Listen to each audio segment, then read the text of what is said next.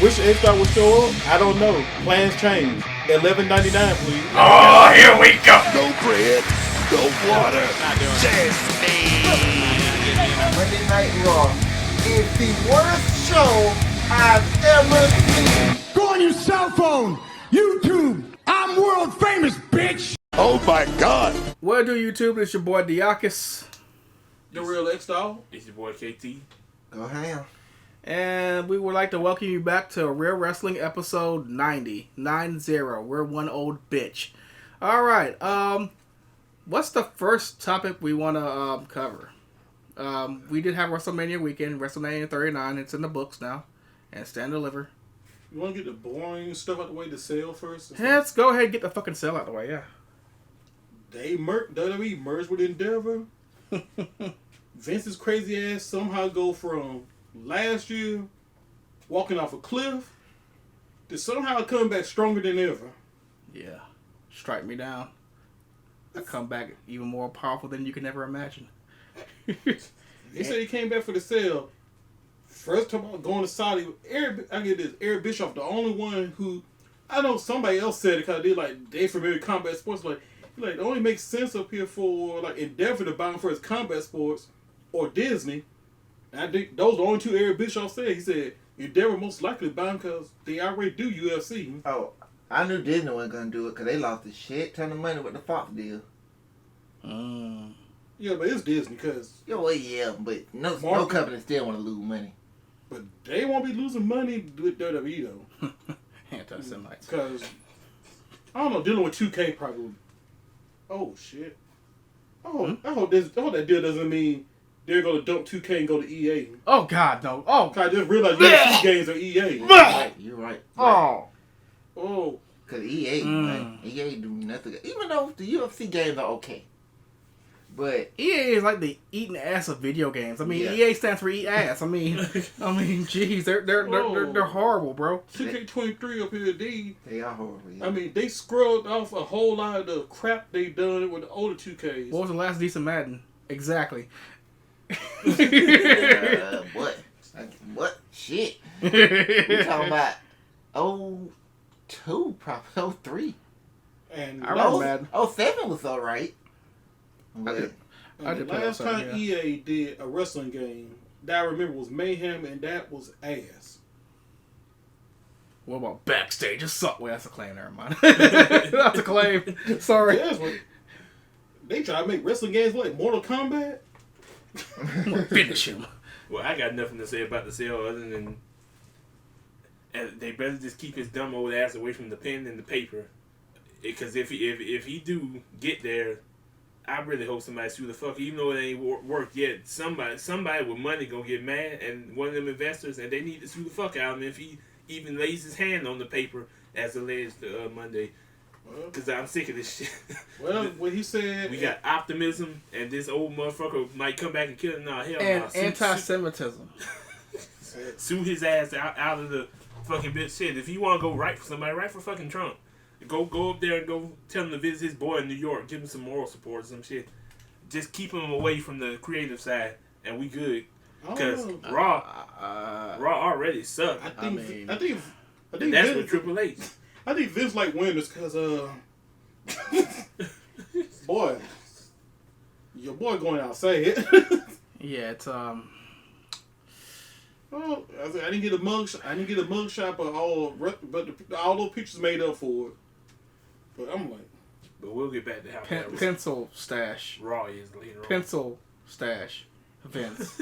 only thing I was gonna say about I don't believe the report that higher ups seen what Vince did last night with all the rewrites and they was concerned about it. that don't make no sense. And they're gonna be there Friday to see how Triple H does. I don't believe that. Bro, that just sounds like somebody just made that up.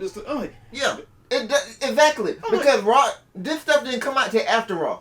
Like the reports that Raw was getting rewritten, okay, and then that made everybody be like, oh wait, Raw's getting rewritten. Is Vince in charge? Because that's the first thing that came to my mind when I heard that. That's not even that shocking. The stuff getting rewritten because in the time the rewrite, probably was one of the producers that sit like outside around the fans and somebody caught a video of them multiple times during the show getting papers, and I'm like, that's your sounds of a rewrite? No, Like producers gonna get papers up here during the whole show. No, there were rewrites. The thing is, I know there was. Yeah, the thing is, what alarming was that there was no rewrites under Triple H. Now all of a sudden, after rewrites. No, there wasn't no rewrites under Triple H. Yes, there was. No, there wasn't. Yes, there was. There wasn't no rewrites when the show was set. That's what they went. But I mean, I don't mean about tearing up the entire script. But I mean, no, that's what I'm saying. Like that's what I was gonna say. Like if you're talking about during the week, yes, of course there were rewrites. That's how the show works. Yeah, but I'm talking about during the show or right before the show. That hasn't happened under Triple H. But also at the same time, this is Triple H first Mania. Bro, you come off of Mania. I ain't surprised at a bunch of rewrites because you try to figure out what you're going to do with these next storylines. And based on some of the lack of matches where the wrestlers complained that they were exhausted, they ain't been home, all stuff because of the Mania week stuff. I was like, I see why he pretty much gave almost the whole night off and just mailed it in. I mean, that would be a thing though, but Raw been bad all year. It didn't just start last night. I can't go with that because they shortened the cards to what they made WrestleMania special. They did it just like they've been doing ever since Triple H took over. We got no more than 6 matches on the pay-per-view. That's what they did for WrestleMania 2 nights. Well, one show had 7. Yeah, but the other one had 6. I thought so the rest they hadn't been home, so I guess WrestleMania week they had to do this whole stuff in LA.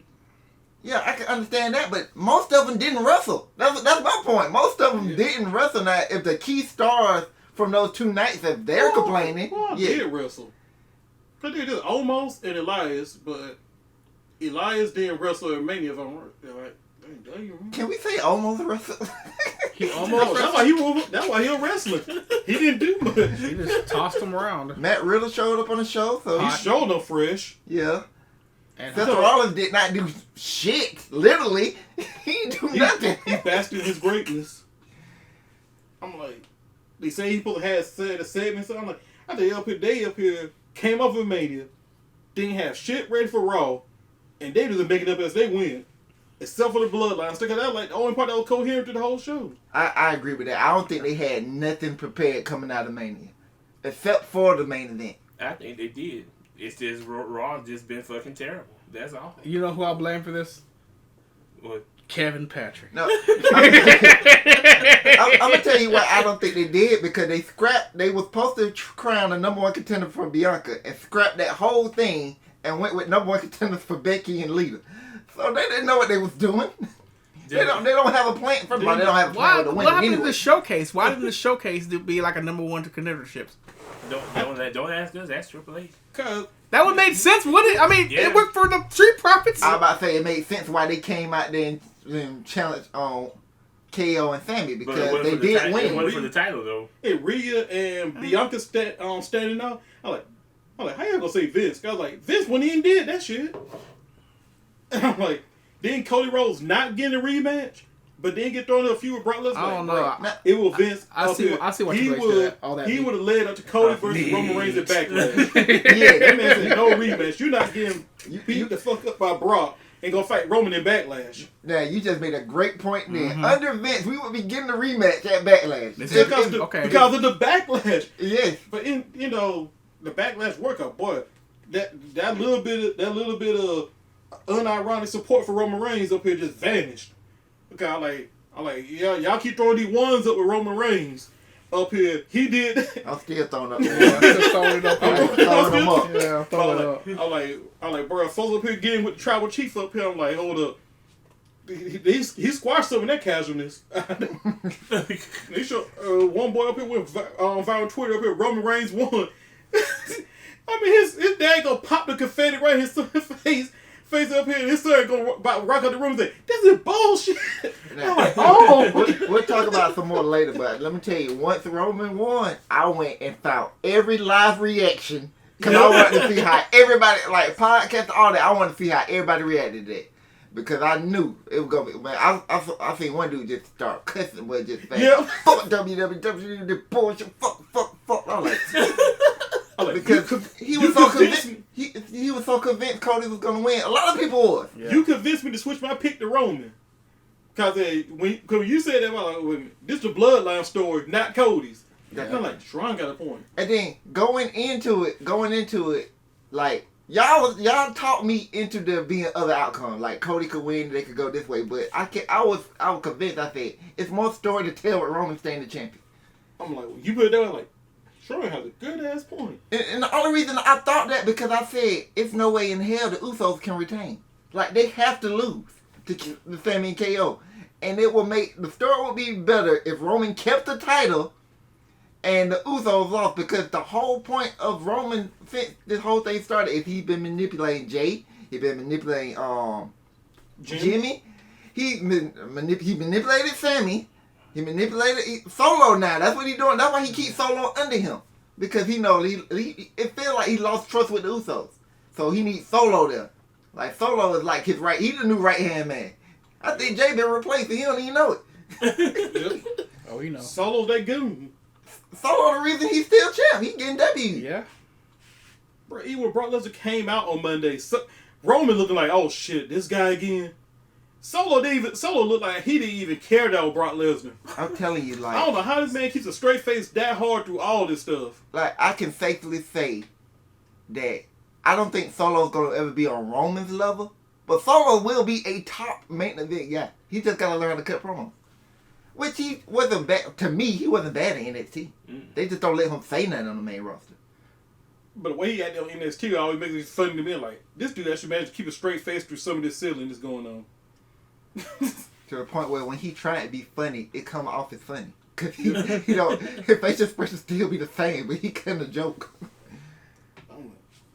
But yeah, like, I got nothing to say about the sale. I'm just happy it's finally over. I got tired of hearing about the damn sale. Mm-hmm. And then when you kept hearing about all the people pulling out, I was like, who the fuck gonna buy this?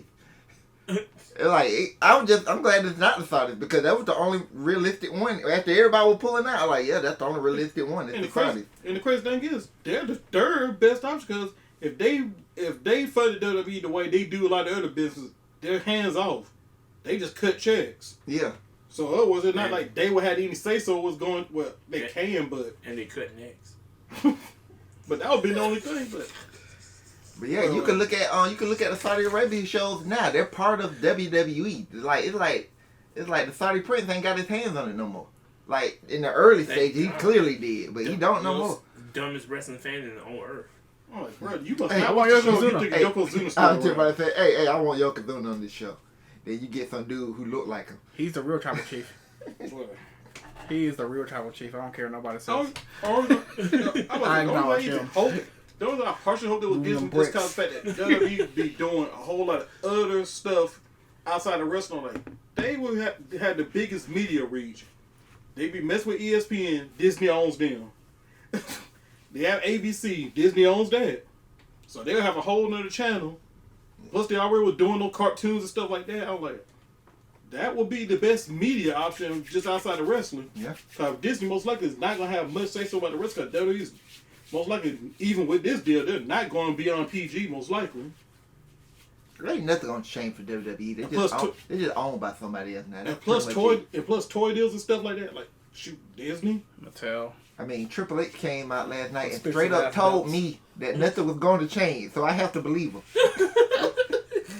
Now, once the changes start happening, I'm going to call him a liar. I mean, yeah, nothing did change. Raw sucks. Well, yeah. Yep. Because WrestleMania Raw was bad too. Did Vince write that? Come on, man. That's why until the reports came out, I didn't even know it was Vince. I thought it was just another bad Raw. I mean, it's been months of him. Triple H just did the one thing I wanted. I got tired of seeing the same match every damn week. You could literally miss 3 weeks of Raw and you would miss nothing. I missed 3 months of wrestling and I caught up and under Vince, you do a whole bunch of rematches and stuff. Just 10 hours. Raw and SmackDown pretty much just build up to the pay-per-view, unload on the pay-per-view, build up, unload. And what I was just about to say is that those video packages before the match, they tell you everything. Yeah. And they get you hyped for the match. Yeah. To the point where it's like, ain't no point watching Raw and SmackDown. I just wait to the video package. I start watching the pre-show because they keep giving you the same video package before all throughout the pre-show. And then when the show starts, they give you that same video package right before the match. I just watch it one time before the match and get hyped up for it. I normally just skip. The only video package I didn't skip was the one for the triple threat. for the IC. Other than that, I skipped video packages. I fucking watched the show. I don't need to be reminded. I See, remember I wasn't watching the show, so I needed it. So that's why I never shit on the video package anymore. Cause I said the whole video package for people like me. I wish AEW would do it. Cause they don't do it at all. And I start watching the weekly show, so I don't know what the fuck be going on. I'm surprised they don't. Well, they do the video packages at the pay-per-views, but only for the big matches. Other than that, they just go from match to match to match. And the reason they don't is for what Concept just said. Is they go from match to match to match to match to match to match. They try and fit everything on that one show because they only do 4 shows a year. So they try and get everybody on the show. There'd be 15 matches. Show start at 8 o'clock. Man, I ain't trying to be up till 2 a.m. They should get them plenty of footage for their video packages. Right. So I'm like, whew. So, want to get in the Stand and Deliver now? Let's get Stand and Deliver. Get this show Stand and Deliver. He never loses. How the fuck he does, I don't. Even when he loses, he wins. Yeah. See, that's what Triple H said. It's a marathon, not a sprint. Yeah. That's what they said about NDAs, but you know. Hey, Oh, yeah, shit. reimbursed everybody. We cool now. Yeah. I guess. Shoot, how WWE feel. Oh, we got our money back. We alright. Yeah. Just make sure you don't become president before you do it. Anyway, okay, the first match. This is the pre-show match, right? Should we cover this? But that's the Schism match. The Schism match, yeah. I mean, we could go over it. Let's go over it a little bit. Did the school get corrupted? No. Even though Booker T was wishing for his It's hating now ass. 2 roots on one tree. We think. Here's the thing. No, we know. They're gone. No, now they talking about they're not gone. What? You talk about Yeah, Grizzly Young Veterans? Yeah, the Dyad. No, yeah, they're not said, gone. They requested their release. They ain't been granted. But they said it was WrestlingNews.co said it was granted. Now Meltzer talking about no, it wasn't granted. So Okay. I don't believe Meltzer. See, that's the thing about it. So I don't even know. I don't believe shit that I motherfucker say in wrestling, you can get away with this. Yeah, because they haven't been granted. No, I'm gonna straight up tell you, they haven't been granted their release. They just requested it. Okay, I guess the Dyad still dying then. Even Fox up here has a little more integrity. Yeah. Now, if I go home and I find out they've been granted it, that shit just happened. Because I was just on the site not too long ago. They have requested their release. They have not been granted it yet. That's crazy. It would be too early for them to even get it. Oh. Like they just did it. That ain't how it works. You don't go into the place and say, "Hey, I want to be released," and they go, "Alright." Alright, bye. It don't work like Fuck that. out. Get the fuck out. Oh yeah, all that money you made, I need that back. Especially in WWE, they factor everything. They look at these two guys and like, y'all ain't done nothing wrong, y'all. Oh. We might let y'all go. I do have. I forgot one thing about this non-Saudi sale. So one thing I wanted to mention is I should have put together a long time ago, and I didn't. But WWE, every time I release somebody, they said future endeavors. They actually meant future with Endeavor. I just want to throw that out there. Okay, continue on. Hey, you might be right, because didn't Triple H bring a lot of them back? Hell yeah. Bro, we wish you were in your future with Endeavor. he just took it wrong. Hey, bro, how's it going? Hey, when they called, he was like, "Why you showing up for work yet?" Like, wait a minute, what?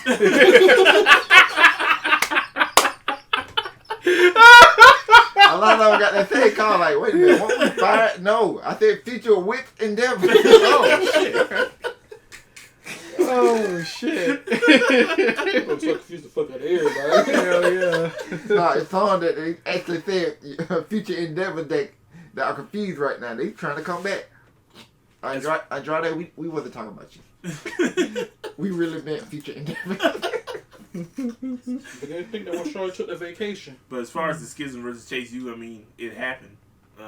It's a match like Omos and Brock. It happened. It's a match that exists.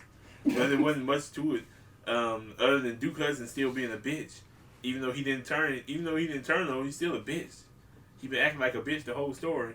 I guess they were so afraid of Ava doing anything that the most she got in was Thea Hale yelling at her maniacally, like twice. other than that, she only got like a weak looking slam. She got a lot of work. They got a lot of work to do with her. She got, if she wanted, she got that job for life. They ain't finding The Rock, dog. She got a lot of work. But hold on, you gotta think about it. The Rock ain't been in the Hall of Fame yet, so she until they ready to induct him. Yeah, she got that job for life. I don't know.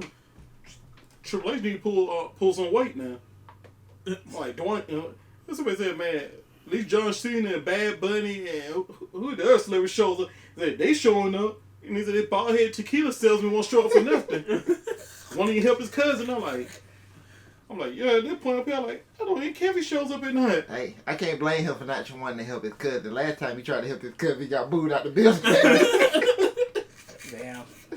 The first time he was ever booed, he was like, wait a minute, what the? He didn't know what to expect. Well, at least this time he'll be getting cheered because he'll be the face. Yeah. But Schism wore some stupid ass masks. I guess they were golden masks to the ring. But anyway, Chase, you won with the Fratliner.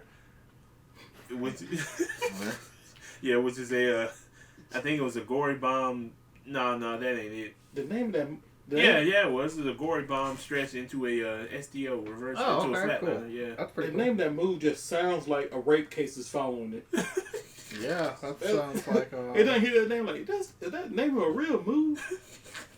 But yeah, Chase U, they retained their university, and Booker T, I don't know if he was happy or mad about it because he switched up like 30 times during the match. All I know, he's still hating though. We'll find out. I'll find out later on while watching NXT. Why Booker T? He always on that haterade. Yeah. All right, let's go. Oh yeah, I'm still gonna buy a Schism shirt. I mean, I looked at them online. They're pretty fire. I ain't gonna lie. No. Yeah. They might be on sale now because it may be no more. So probably I'm still gonna get one. Like, what's that shirt? They split. What? Nothing. All right. Next match is the ladder match for the NXT Women's Championship. Ooh, go ahead and call that one. It was a great match. The ending just was kind of... It was But not great. It was a good match. It was a pretty good match. But the ending was... Yeah. Yeah. Oh, you talking about ladder match? Took too Yeah. long. The ending took too long. I know what they were trying to do. They were trying, Dexter Lumis, but Yeah. Ooh, boy. she thought it too long. And I got that match wrong. I picked Tiffany Stratton. Oh. I just wanted ending. I got it right. Oh, I mean, my bad. My bad. I wanted got it Indy right Hartwell to win it. for but once. But I can't remember who I picked. As a troll. I picked Roxy. You picked Tiffany Stratton too. Oh, I did? Yeah. Okay. Oh, Lord, where her back. Well, I think that's who's going to take it from Indy, because Indy not going to hold that long. Yeah, That's a transition reign. Eventually getting on Tiffany Stratton, I thought that was the way to do it. Just have her win the ladder match in heel fashion. I don't know where Roxanne goes from here, though. Main roster, you Pull would on the think. red light. But do you want her to go to the main roster? No, not yet. She need to flesh out that character more. She's too whiny. It ain't even that. Even if she get the character down pat, they ain't doing nothing with no woman except Rhea on the main roster. Yeah, no, don't worry about it. We'll get into that later, too. I like Bianca, but she ain't really doing nothing either. Triple H ruined that division. He did. I hate to say. Which is shocking to say. So shocking. That he the reason women wrestling Now- actually got over in WWE. Now, he didn't kill SmackDown. Vince killed SmackDown. Triple H just has done shit to fix it. But overall, he destroyed the women's division. But, I mean, we got Bianca out of this. Well, we already had Bianca now. Not under Triple H. No, I mean, Yeah, you talking about the NXT stuff? Yeah, you're right. like, yeah, no, I'm talking about in WWE. You're talking before Triple H. Yeah, Bianca. We had Sasha and Naomi, even though I'm not sure why Vince gave in and gave them the tag team titles. That was a disaster waiting to happen. I was like, y'all can do this tag team title, but y'all need this next round of women for NXT to come up for this. Y'all have a solid tag division. They weren't doing that with the men. And Triple H just made it worse. Yeah, I know it's crazy because I used to worry because I was like, man, Melo and Trick gonna get fucked because Vince has this height fetish and whatnot, and Melo ain't gonna get he gonna get shoved down somewhere in the lower middle card. Now I'm worried about the women because Triple H ain't gonna do shit with them, and there's no reason behind it. I think I gotta worry about Roxanne now. I think Melo would have been fine in the Vince up here. That man, he has way too much charisma. And then after seeing Melo and Braun do that standoff 2 weeks ago, it would have been fucked up if he didn't put Melo, because Melo not that much shorter than he is. Braun only an inch or two taller than Melo. Brian got muscle though. Braun might be the one I'd be more worried about. If he ain't that good on the mic up here, he might get buried. But Melo just has too. He has too much presence. It's funny because I hear the Scott Steiner in him. He just ain't got that Scott Steiner charisma. Yeah. But you hear Scott Steiner every time he opens his mouth. Oh, he got it because they showed it in those vignettes when before he beat Apollo. He got personality. It's just I don't know what the fuck Sean be doing down there half the time. Push does matter, bitch.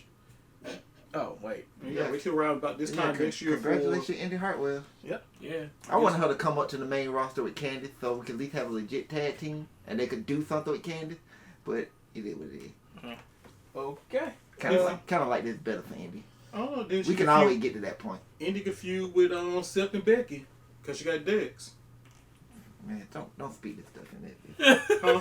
I don't want to see Becky and Seth on screen together ever again. Yeah, bro, they don't either. Good. Bro, they're the funniest, most annoying couple ever. Ever. That up, down thing when they won, I'm like, oh Lord. I see these two are made for each other. Yeah. Okay, let's go to the next match. It's the tag team that has the incomplete theme song. The triple threat tag team match for the NXT Tag Team Championship. It's Gallus, the Family versus the Family versus the Creed Brothers. This match was just alright too. Let's talk about Gallus' theme song. I was just about to say yes. Let's talk about this thing. You need to include that clip I posted.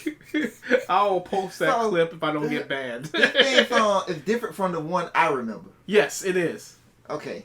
So that's why you say incomplete, because it sounded like it did that song, but it looked like it took so much out of it. No, I'm talking about like when the first time I heard it, I'm like, wait, what is this? It like it sounds like it belongs in a auto shop commercial or some shit, like an AutoZone or something. You first played that, I'm like, man, that sounds like some royalty free music. Like, what is WWE doing with all this money? It does. It actually sounded bad. It actually, after you listen to it for a few times, it actually slaps. So I don't know why. I'm like, this song is. I was like, this is pretty. I was like, this ain't bad as I thought it would be. But I was like, man, I cannot come up with this as a wrestling thing. Hell no, I'm like, what the fuck? I'm like, bro, this sounds like B-roll footage music, man. Like, I'm playing for a video package for that tag team. Oh yeah. I see here they retain Gallus. Yeah, Gallus did retain. Yes. Yeah, they retained that. After Joe Coffey returned. I picked the Creed brothers. Yeah, me too. Did I pick the Creed brothers or someone picked the Family? Somebody did pick the Family. Who picked the Family? Can't tell you who. Me? Did I pick Gallus? And the incomplete ass thing. I think you did pick Gallus. I I think that's how it went. I think you picked the Family and he picked Gallus. I wouldn't be surprised if the family because of Tony D'Angelo, just because of Olive Garden. I mean, he should have used a crowbar. Anti-Italian discrimination. You know? and Villa Garganos and... No, Tony D'Angelo and Stacks, they playing out a bigger story. Stacks keep beating himself up. And Tony D'Angelo trying to talk about, nah, man, we family. Bro, he need to stop watching The Departed, okay? Jesus. I can't get behind face Tony D. I don't know if they faces. They just... Tweeners? I don't know what they are. I mean, they've been acting face like this. They handle business. That's what they do. To quote Booker T, business. That's what they do. They Ever since what's the name got released, they turned them into a tag team. Yeah, and now Carter on YouTube, he barely even show up anymore. That's one of those guys that got signed. They do nothing with. Anyway, who was that? Not Julius, but what's the other one? Brutus. Yeah, he missed that fucking spot so bad. Oh, you talking about that? Yeah, what is Vic calling it? The butterball.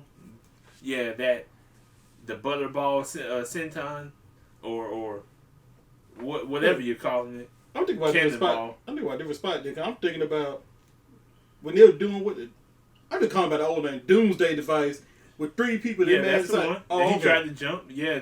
That's the move I keep saying he needs to stop doing and listen to it into a pile because it looks bad. And it struck again on Sunday or Saturday. It looked like he bailed on the move because like they weren't standing safely, so it made it look even worse because he's just. Now, I give credit to Julius for still falling back because it's still a move, but like Brutus fucked that spot up bad. At least he got an arm out, but boy, that was terrible.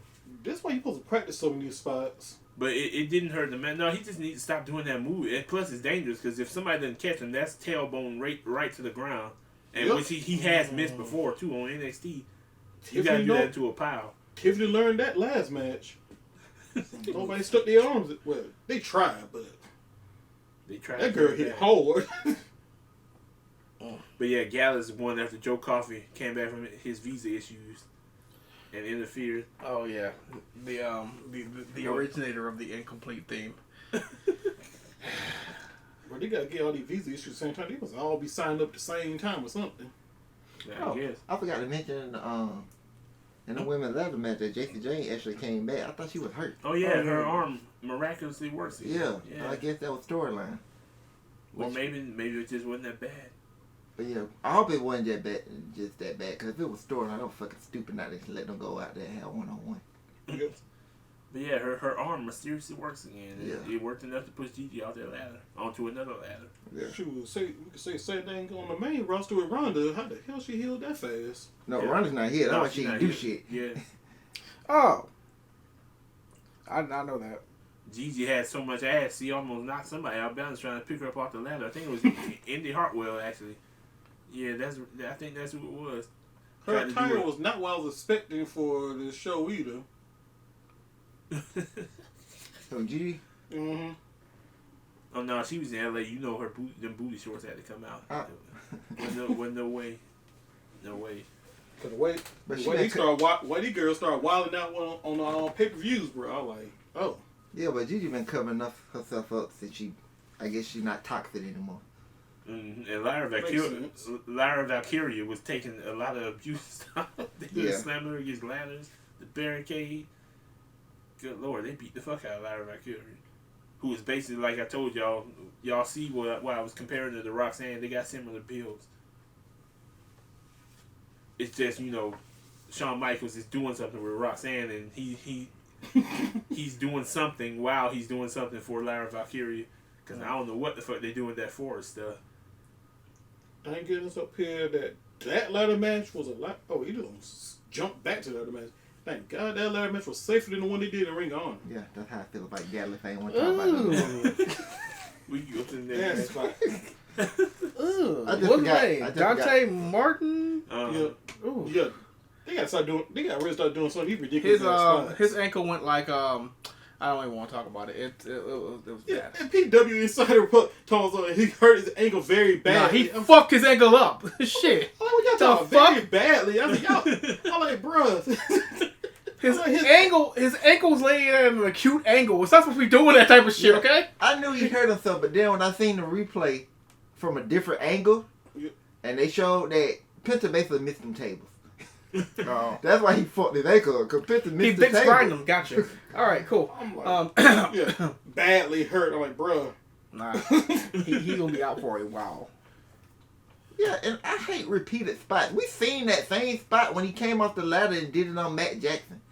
Like, so now you want to go through the same spot again? But with tables? He came off the ladder and dropped him through a table. Oh, he did? Oh. So when I first seen that, I was like, oh shit. But then when they did this time of Justin Martin, I was like, yeah, I've seen him before.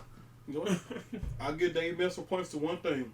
When he said Undertaker Mankind gonna lead the folks doing more and more ridiculous spots, I guess he wasn't lying. But fuck Belter. Yeah, but I gotta give him credit where credit's due. I ain't giving him shit. I had to give him credit too because he called 3 of them WrestleMania matches, even though one of them didn't happen. Thank God. That's why I watched the show through it in its entirety. Oh, we can go to the next match. All right, next match is the Fatal 5-Way for the NXT North American Championship. Oh my God. We have Wes Lee versus A-Kid versus Dragon Lee versus Ilya Dragunov versus JD, the number 1 stunner Madonna. JD ain't done it that number 1 stunner.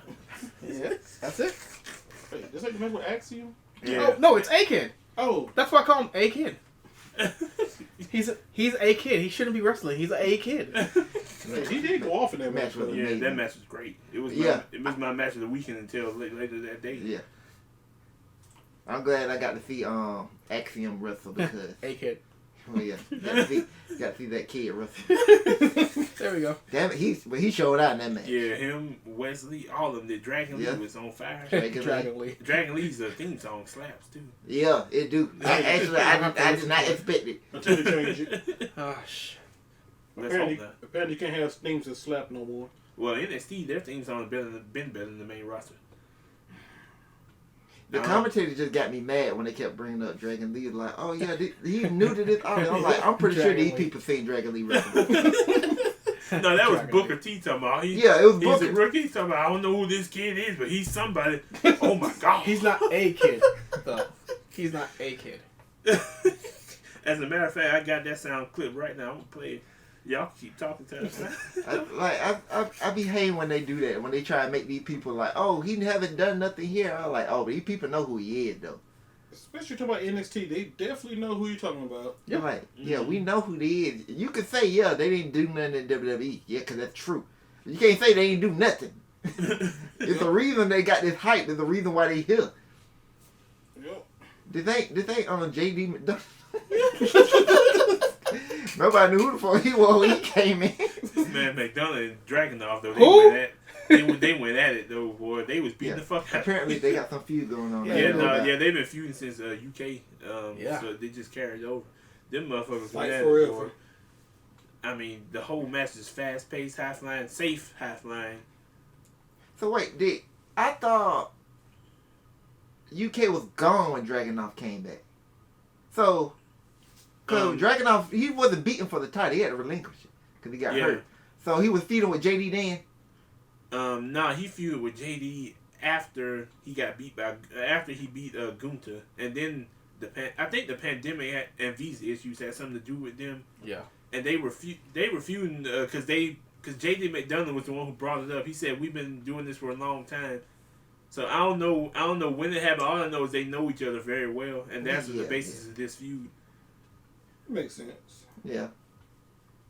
JD McDonough. That's funny. Tyler Bate was UK champion, and then he got destroyed by Braun. Oh my God!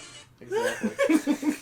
I ain't even watched it. I didn't watch none of that show. Now I think about it, I didn't know who won. Actually, here was the call Booker T when Dragon Lee first showed up.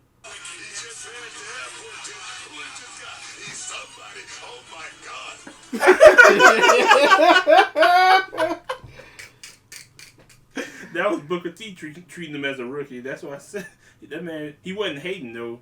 He didn't hate in this match, which I'm shocked. But man, that was fast paced. It was great. Even though Wesley's kick missed by a mile. Wesley. I'm glad he retained. Oh yeah, I picked Dragon Lee. I thought he would get it since he was coming with that hype, and what's going to get called up? I picked A-Kid. Or Axiom, which is some sort of weird parallel truth thing. I can't remember what I picked. I think I picked Wesley. You went Wesley. You went Wesley. Because I picked Wesley too. Alright, cool. All the Lees. Yeah, that's what I'm saying. There's too many Lees. I feel like Wesley should get beat one-on-one. Yeah. That's how I be feeling about triple threats and fatal four-ways. I mean, we think he go one-on-one, but this motherfucker keep trying to challenge 30 people every week. He don't care. He does not care. I don't want to shout no more. Okay, all right. He need a manager to tell him, wait, man, no. That's what Sean tried to tell us. Well, at least give me. Well, five. Sean need to be his manager. Unfortunately, the wise man is busy on Fridays. Yeah, sometime maybe. But yeah, that was the match of the weekend until later that night. All right, let's go to the next match. It's a match that didn't happen. It's Johnny Gargano versus Grayson Waller in an unsanctioned match. I think I fell asleep on this match. I'd put that as the 5th best match of the weekend because they destroyed each other. I can't remember too many spots because it was mostly weapons. They was beating the shit out of each other. Good God. You just gave me an idea. This was the unsanctioned match. You just gave me an idea. After we done with our prediction, we should just come up with our top five matches of the weekend. Okay, yeah, let's do that. And they beat then Candice beat him with the kendo stick. Well, she handed her baby off. I see Candice just on a mission to traumatize baby wrestling before he's even able to develop object permanence. Because this motherfucker, she got him watching his dad get his ass beat all around the ring, and then Grayson Waller talking shit to both of them. Like, she trying to traumatize that kid. But, man, they fucked Grayson Waller back up with the kendo stick in them chairs. I thought he had lost some skin for a second. Well, yeah, I picked Gargano in that match. I felt like to win. I felt like he had to win. I can't even remember who I The picked. dude went to your house, dog, and beat you up in front of your wife and kids. Yeah. In the front yard. It made no sense for Waller to just beat this man. That's why I think I picked. That's why I'm thinking I picked on Gargano. Like, this was just too personal. Like, he had to, when they man talking shit to HBK, Yeah, that man went to your house. Because we brought up the whole Triple H Randy Orton thing. I think Triple H came to Randy Orton's house and beat him up. Boy, he had it coming.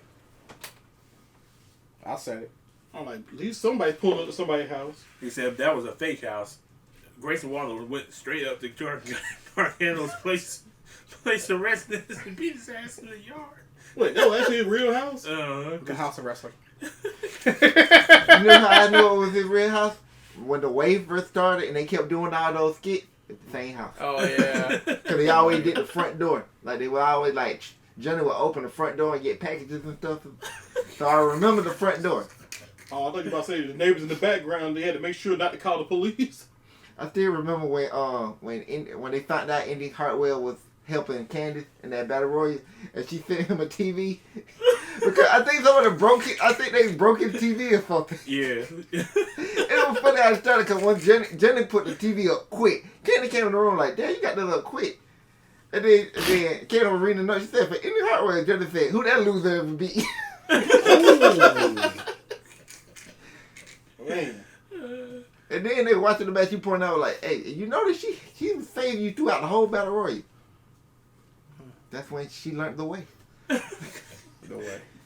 Hey, she became a champion the weekend. The way paid off. It took a long time, but by going by the Gargano way, she finally got it. Look, it worked for Austin Theory. Look what he doing. The Gargano way works. Don't work Even for though he Johnny and sort of Candice, ghosted but it worked for everybody else. He ghosted himself from that crew. I don't blame him. But yeah, Johnny Gargano won as he should have. By submission, from what I hear. Yeah. Cool. Alright, we have the next match. It's a tag team match for the NXT Women's Championship. We have Alba Fire and is it Isladon? Isladon? Yeah, the Scottish Voodoo. Versus Team Sneaky Link, Fallon Henley and Kiana James. This match was so obvious because it was the story being told. Mm-hmm. I didn't know this was their first title defense. I seen when they won the title. It was at the last NXT pay-per-view. Or was it Vengeance Day?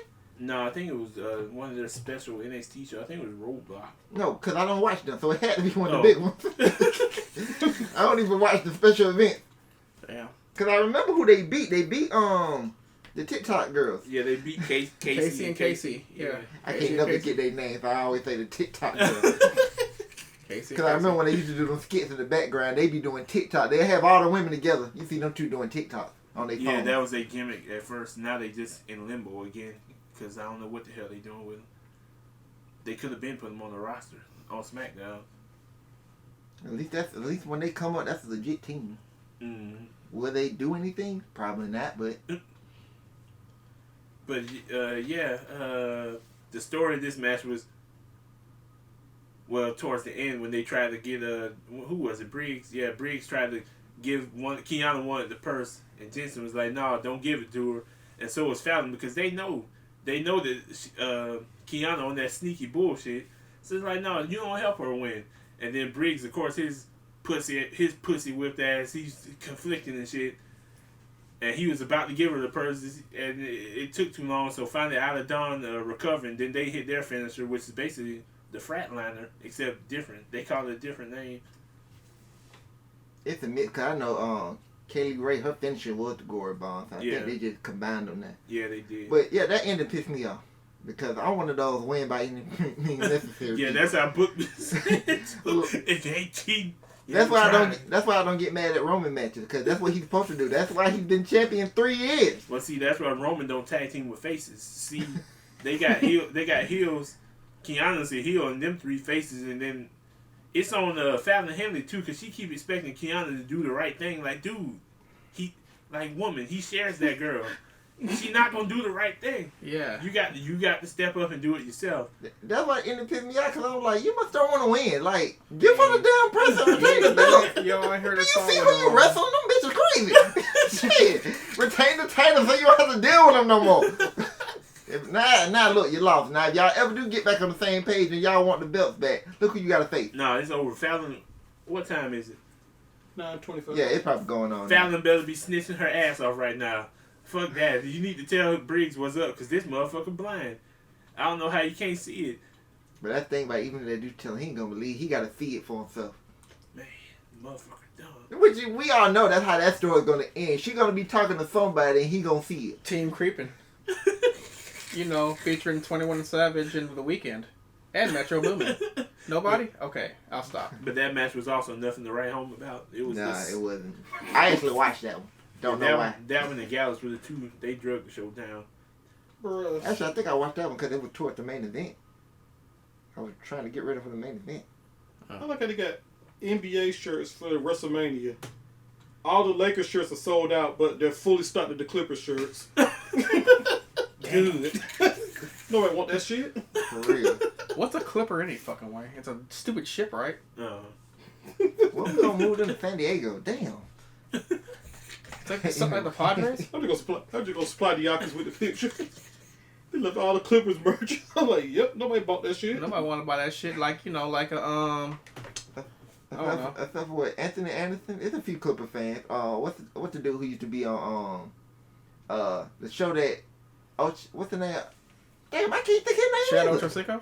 The people from Speak. I know the name of that show, Speak, but I think it was called Speak for Yourself first when it was, what's the name?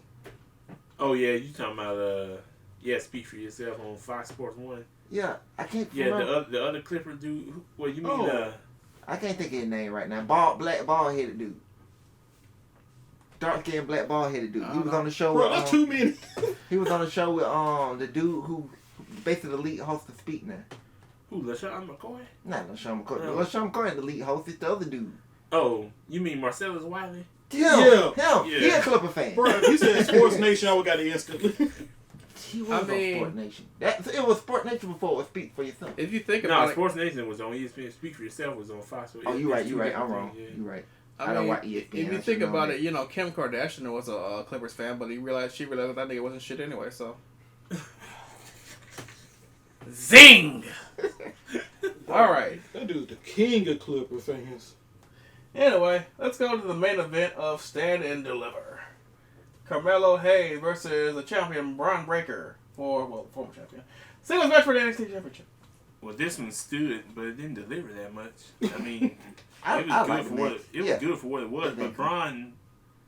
Braun worked that main roster style, and it's just I ain't saying he gotta do flips and dives, and he don't do chin locks. It's just I don't know. It's something about Braun's ring style. It don't mesh that well with his smaller, quicker opponents, and he fast as fuck.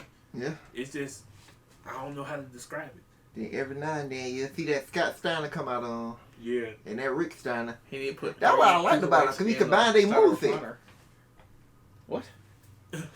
He didn't put 3 cruiserweights in the Steiner recliner and make them all tap out at the same time. Well, he did make Carmelo Hayes tap out and stand in the recliner, but the ref was they used one of Jeff Jarrett's special moves. Yeah. Oh, the Burt bump? Yeah, the ref bump. Oh, that's TM number 3. Steiner screwdrivers, baby. Ew, I can't even imagine him doing that. He'd probably have to do a different version Well, of it. Brian Cage does a safe version though. He can Yeah. do that. Oh, the drill claw? The drill call, yeah. Yeah. But He does something safe? uh-huh. That doesn't involve Diana Ball? I'll stop. I'm sorry, y'all. Wait, Brian Cage does one? Yeah, it's called the drill claw. The drill Yeah, call. it's a safe version of it. Yeah. though. He should do Very something like safe- that. very He don't safe drop version. them on top of their head like Scott Steiner. He would drop it on the shoulders, I think. Yeah. Yeah. He actually did it on Taya Valkyrie in Lucha Underground. Yeah, I'm serious. He did it. I'm a machine. I missed the Lucha Underground days. Yeah, The only time he was ever over.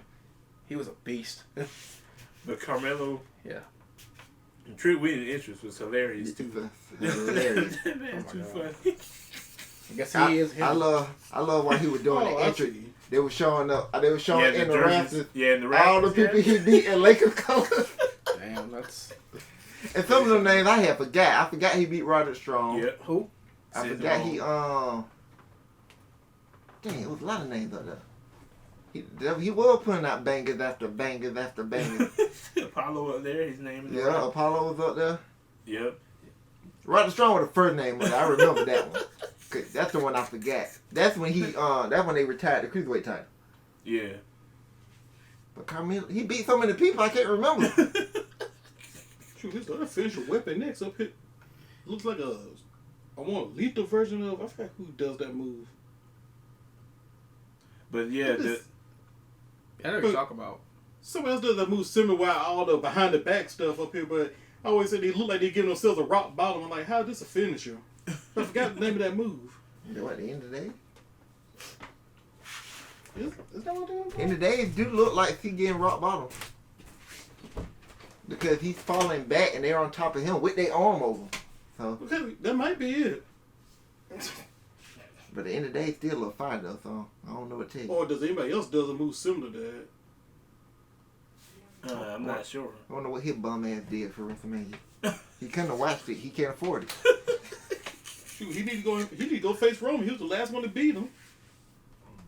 What if they deal up Baron Corbin in the next 4 months and he the one to beat Roman? I like it all circle back to Corbin. Yeah, this man to beat Roman and he retired Kurt Angle. And look at him now. They don't even know what the fuck to do with him.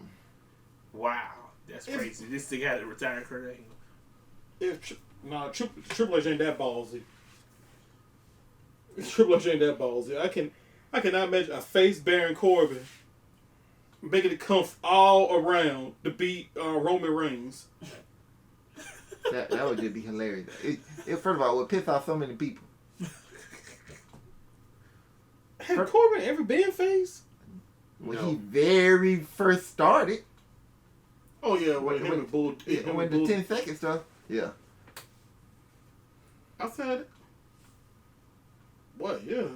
Mm-hmm. I faced Corbin. I mean, I guess you could say he was a face when he was bum ass Baron because they used to cheer him. That was pity though. I never understand why Vince pulled the plug on that so early. What, bum ass Corbin? Yeah, bum ass Corbin. They could have made that last till the Rumble at least. Because it wasn't his plan. Because I remember they filed a trademark for Happy Corbin before bum ass Corbin even started. Yeah, no, don't remind me. So everybody knew where it was going. We knew he was going to be happy sooner or later. And Happy Corbin was just a fail. And bum ass Corbin was supposed to get the Happy Corbin, but bum ass Corbin ended up being more entertaining. You want to see him fail? That shit was so funny. I seen this recently when Kevin Owens gave him that money and basically just told him to be a better person. And then tried to shot him in the dick with the damn cannon, and they robbed the place $20.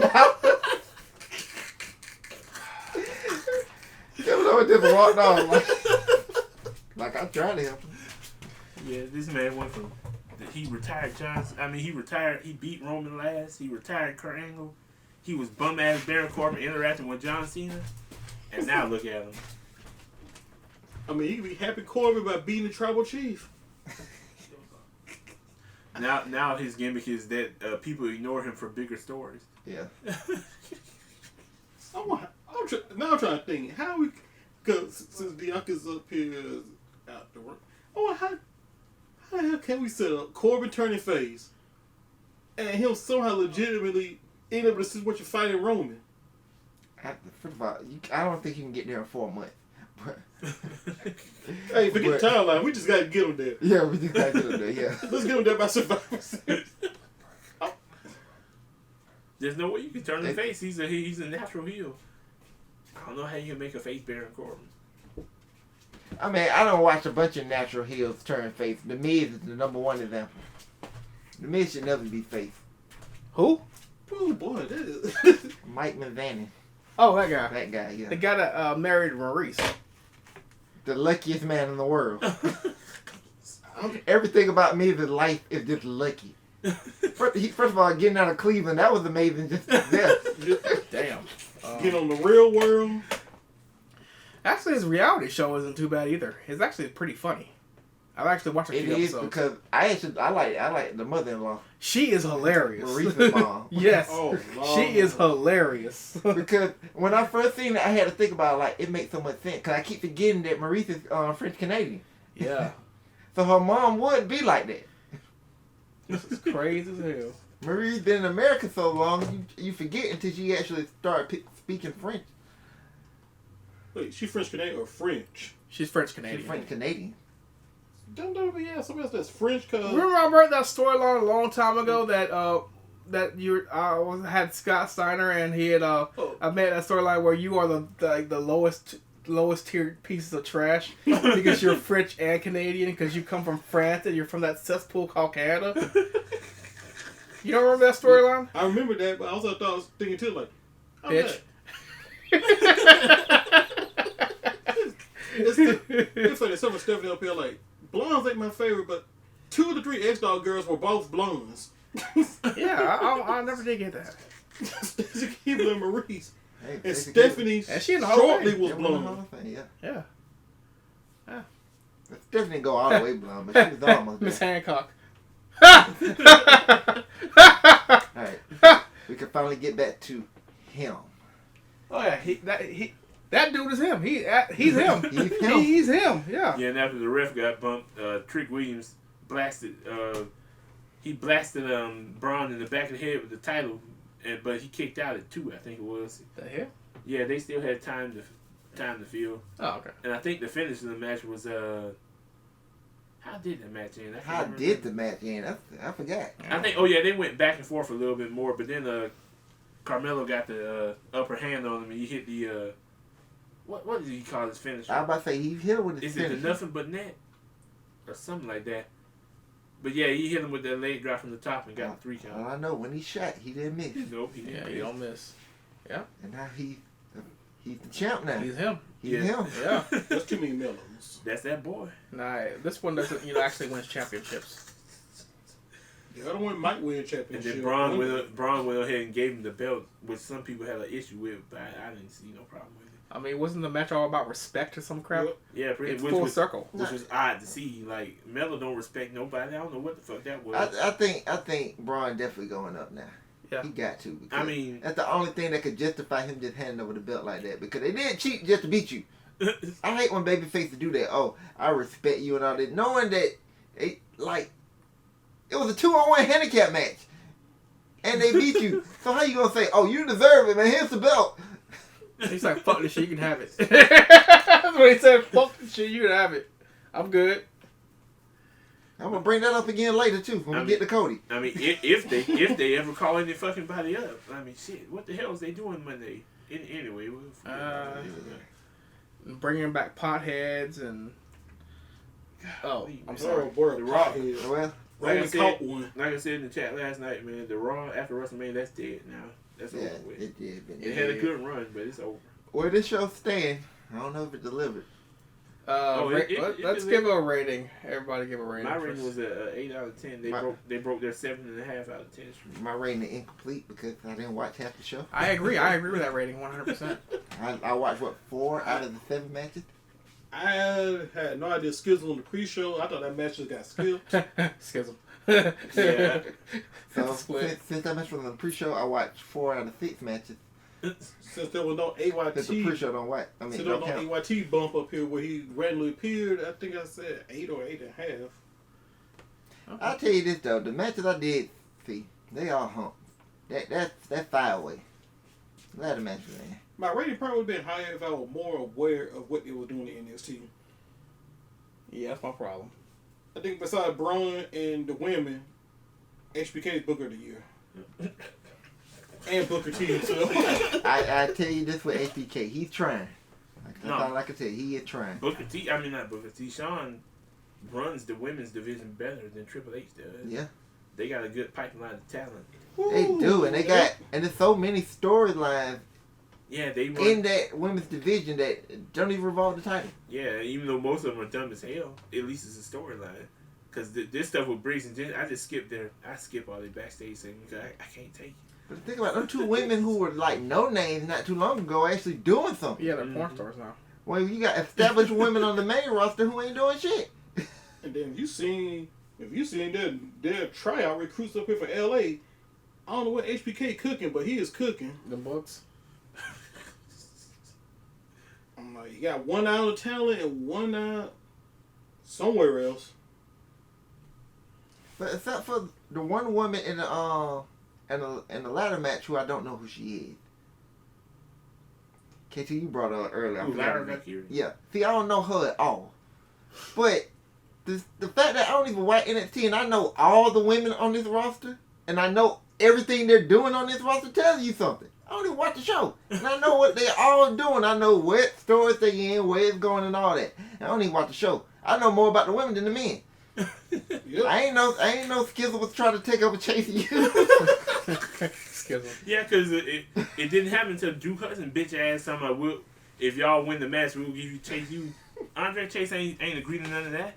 But I keep telling y'all, man, Drew Hudson a bitch. Eventually, Drew Hudson gonna come out. See, it was all teachable moment. I was through with Skizzle when after what they did to the Grizzled Young Veteran. I love that team. I don't know what they is now. The dyad. If at least half those women make it to the main roster, then I'll be like, okay, the women's tag team titles could be justified. But yeah, but you gotta book, man. No matter if they get justified, you gotta have somebody booking. And Triple H is. You need a list of roster though. I feel like why I challenge for a tag team title? Why I can just get the women's title? I said that on the last one, like they got all these women that are not doing nothing. Turn some of them into teams. I watched two guys who wasn't doing nothing a long time ago named Billy Gunn and Road Dogg Jesse James. They threw them together. They became one of the greatest tag teams ever. It can be done. And a more recent example, Cesaro and Sheamus. I was finna say them next. Yeah. Threw them guys together. They just threw Sheamus and Drew McIntyre together. Yeah, they threw Cesaro and Sheamus together. The Banger Bros. And immediately I started liking Sheamus because he was able to show some personality. Yeah. Look at the New Day. Even though they did it themselves, but they was one of the greatest tag teams. Man, I hated Sheamus at first because he was so boring. Yeah, I hated Sheamus too. I love Sheamus. I didn't get him. I still didn't get the Sheamus hate. I'm like, wait a minute. I like Sheamus, but everybody else hates Sheamus. I like his finishing maneuver. And then he came with a bro kick. I'm like, holy shit, he's decapitating people. A lot of people like Sheamus because of his moveset. Like, yeah, it's brawling. He was just boring as hell. I couldn't get into him. I mean, his theme music was fine. And then like he was a heel, so you know how WWE make their heels look slow and methodical, chin locks. And the thing about it, like you hit on the head on it, dog. Like he had the moveset, but you just gotta let him use it. He promised he did. Like he had a 2K moveset with all those signatures he had. He had the Irish Curse backbreaker. The pump knee, the freaking white lariat, that's the white noise. They turned their face to give him the mega push, and you got to see all the moves, but the personality, it was non-existent. Well, are we gonna change? He was basically another version of Cena, a better version. Are we gonna change Whitey's name? Because that name, I changed it to Dovin Wolf, so because that's a little more, PC. Is that what say per se? You know. I'm like, this channel would have blow up here. We start the intro. We about to get 1 million views up here. They're like the intro, Whitey. No, I changed the Dovin Wolf because that's what his other moniker is. So shit, we need a sense of media. Okay, it's time to get into WrestleMania. All right, let's get into WrestleMania. I was about to say because Dovin Wolf at that point called him a goofy face Sheamus. Goofy face. I mean, he was funny as shit. He was like. To me, it was hilarious. I don't know. He was an asshole, but it was a face. It's great. Good shit. Oh my, see him. Anyway, I'm been trying to debate with my girlfriend. Like, why is Cena on the cover of 2K23? Because he's gonna move some fucking units. That's why. He comes out with a fucking shirt. I bet it's gonna be sold out in 24 hours. Roman Reigns, don't get me wrong, Roman Reigns, he's a star. But he's nowhere near the star that Cena is. Nope, that's all these little Jimmy's like, Mommy, can I buy the John Cena shirt with the little armbands and the hat? Yeah, little Jimmy, you can fucking buy it. Fuck. That's why I gave him the one finger. That's why I gave him the 1 in the chat, because he the real needle mover. Roman get ratings, but not John Cena ratings. Like he just think about it. They're building Roman, they building Roman, building Roman. He would never be on Cena level. You gotta wait till you get face though. We'll see. I don't know. I do like the blood. I refuse to buy a John Cena shirt, but I will buy a Bloodline shirt. Okay. I'm just saying. I'm not sure how they're gonna make a face Roman work after the bloodline. Cause Roman's just so good at being a heel right now. Yeah. That's all. all. But then again, Roman's good at being goofy when he be showing him backstage and stuff. All they had to do is let him show his personality. That's all they need to do. Let him show his personality. That's all they did with Roman. And stop having Vince write his promo. That part too. Suffer and succotash, son.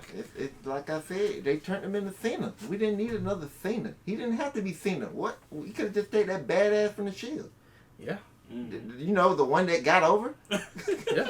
The one everybody wanted to win the Rumble in 2014 when Bryan wasn't in it. But then 2015, where they actually had to win the Rumble, nobody wanted it. Hey, what happened in a year? You got Bryan came back. Yeah, they fucked that up. I didn't say that before. Like, if Bryan were either A, never injured, or B, his injury would took him after that point, Roman probably would never end up in the situation he did. But also in hindsight, actually it's a good thing Roman's fully getting over did take this long. Let's go back to Bryan. But continue on because, your like, point. It's actually a good thing Roman Push did take as long as he did, because the Usos we wouldn't got the bloodline thing. Roman probably got turned heel. Actually, that's what they should have did. Turn Roman heel, have Roman support D-Bry, move in, him get the title back at Mania. Raw after, Roman just Superman punched the fuck out of Bryan. Beat the dog shit out of Bryan. Damn. Get the title by SummerSlam. Damn. But the problem is, Roman had just been the heel, and by the time he became tribal chief, it wouldn't have been as special as it is now. So actually, in hindsight, it's probably good Roman took this long. It actually did work out. Yeah. Because the Usos were not ready back then.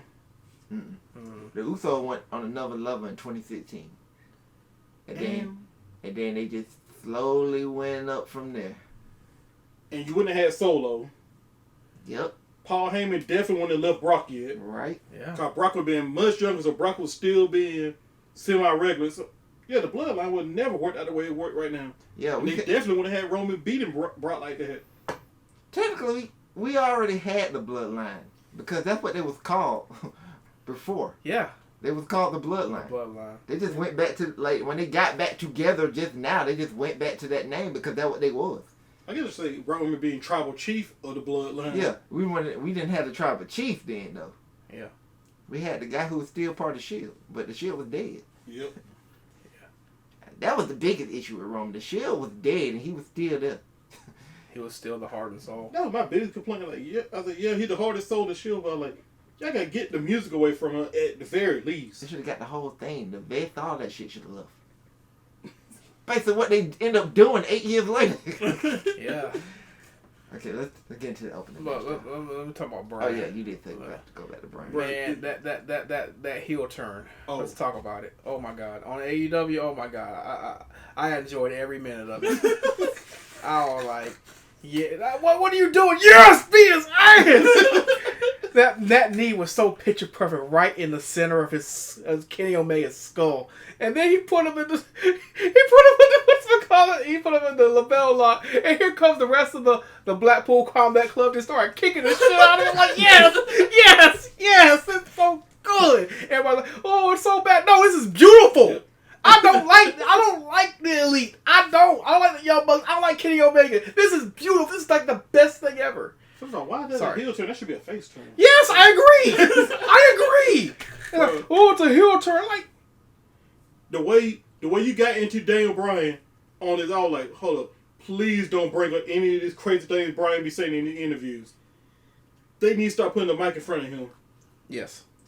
But yeah, when it comes to Bryan Danielson, I hate that they turned him face the feud with MJF because he was a heel. Like, who he was a heel? Was it against Heyman? Yeah, he was a heel. I think it was. And he was a heel all the way after that until he got with Moxley. He was still a heel then, cause Moxley wasn't all the way sold on it. But he was like, you get with me, we can run this place. And then they started beating the shit out of each other. And then William Regal came, and he got punched around by AEW. Yeah. But heel brand is always the best brand. Yeah. I mean, it was just so beautiful. The way they were just stomping the shit out. They were kicking him and stomping the shit out. I'm like, yes, take that. I'm sorry. I mean, I understand Kenny Omega is like one of the best wrestlers in the world, but I get so fucking tired of hearing it and just seeing that him just get mollywopped and swangled. I don't even know if it's a fucking word. It was beautiful. Is that sign that Kenny Omega didn't re-sign his contract? No, it got extended. Shit.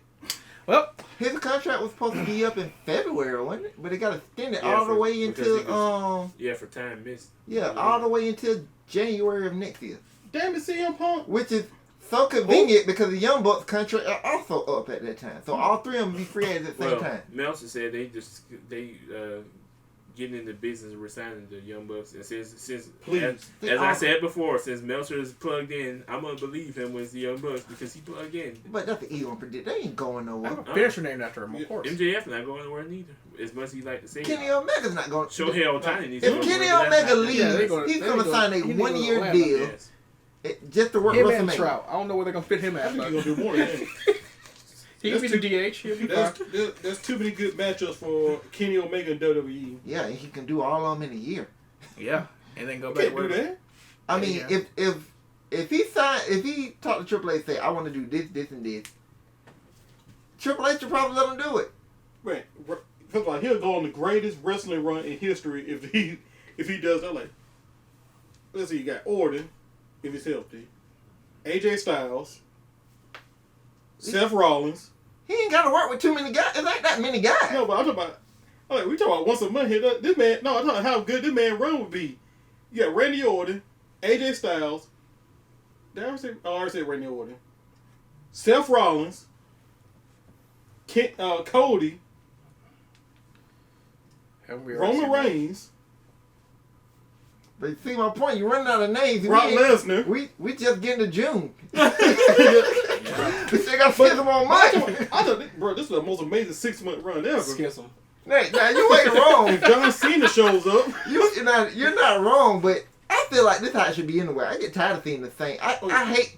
And the thing about this. almost. And the thing about this. And the thing about this, I should feel this way because WWE always been this way, but I get tired of these 3-month feuds. Yeah. Let's see. Sheamus, Gunther. Okay. McIntyre. Right, okay. You don't come up with some good names. Yeah, man. that's some good names right there. I thought you Men's got to be in there Why not somewhere. Sheamus? Why not Sheamus too? Now we got Sheamus. Now we got some. That's Sheamus. Oh, okay. I was about to say we got some TV names you just throwing out there like the Miz.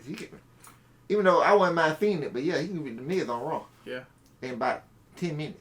I guess we can do chocolate. 3 So minutes. Bobby Lashley. Ooh, that'd be nasty. 12. That'd be nasty. Okay. Yeah. Nah. I can imagine Logan Paul. That'd be 13. I can imagine That actually might be really good. That actually, yeah. And I have to give that fucker his credit. He's learned the business pretty fast. And that's why he should have been a heel from jump. Yes. Because nobody liked this motherfucker, but he's good. He's really good. If Kenny Omega sign a 1-year deal and run through at least 11 of those 13 names, that man would have the most. That man automatically Hall of Fame. That would be the most amazing WWE Put run him ever. on a match against Bad Bunny. Why the fuck not? 14. Why the fuck not? I mean, hey. Too bad. Heart problems up here prevents Triple H from being. You're right, because I think Roman ran through just that many names, but it took him 3 years to do it.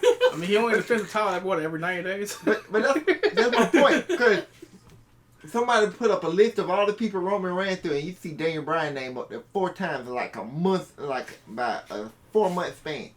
And I'm like, that shit had to get boring eventually. That's because Vince probably forgot the first 2.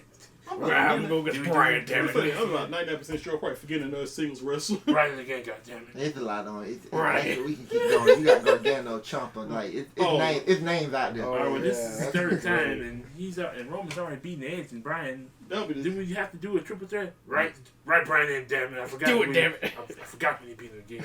Right again, damn it. But we already rolled it right again.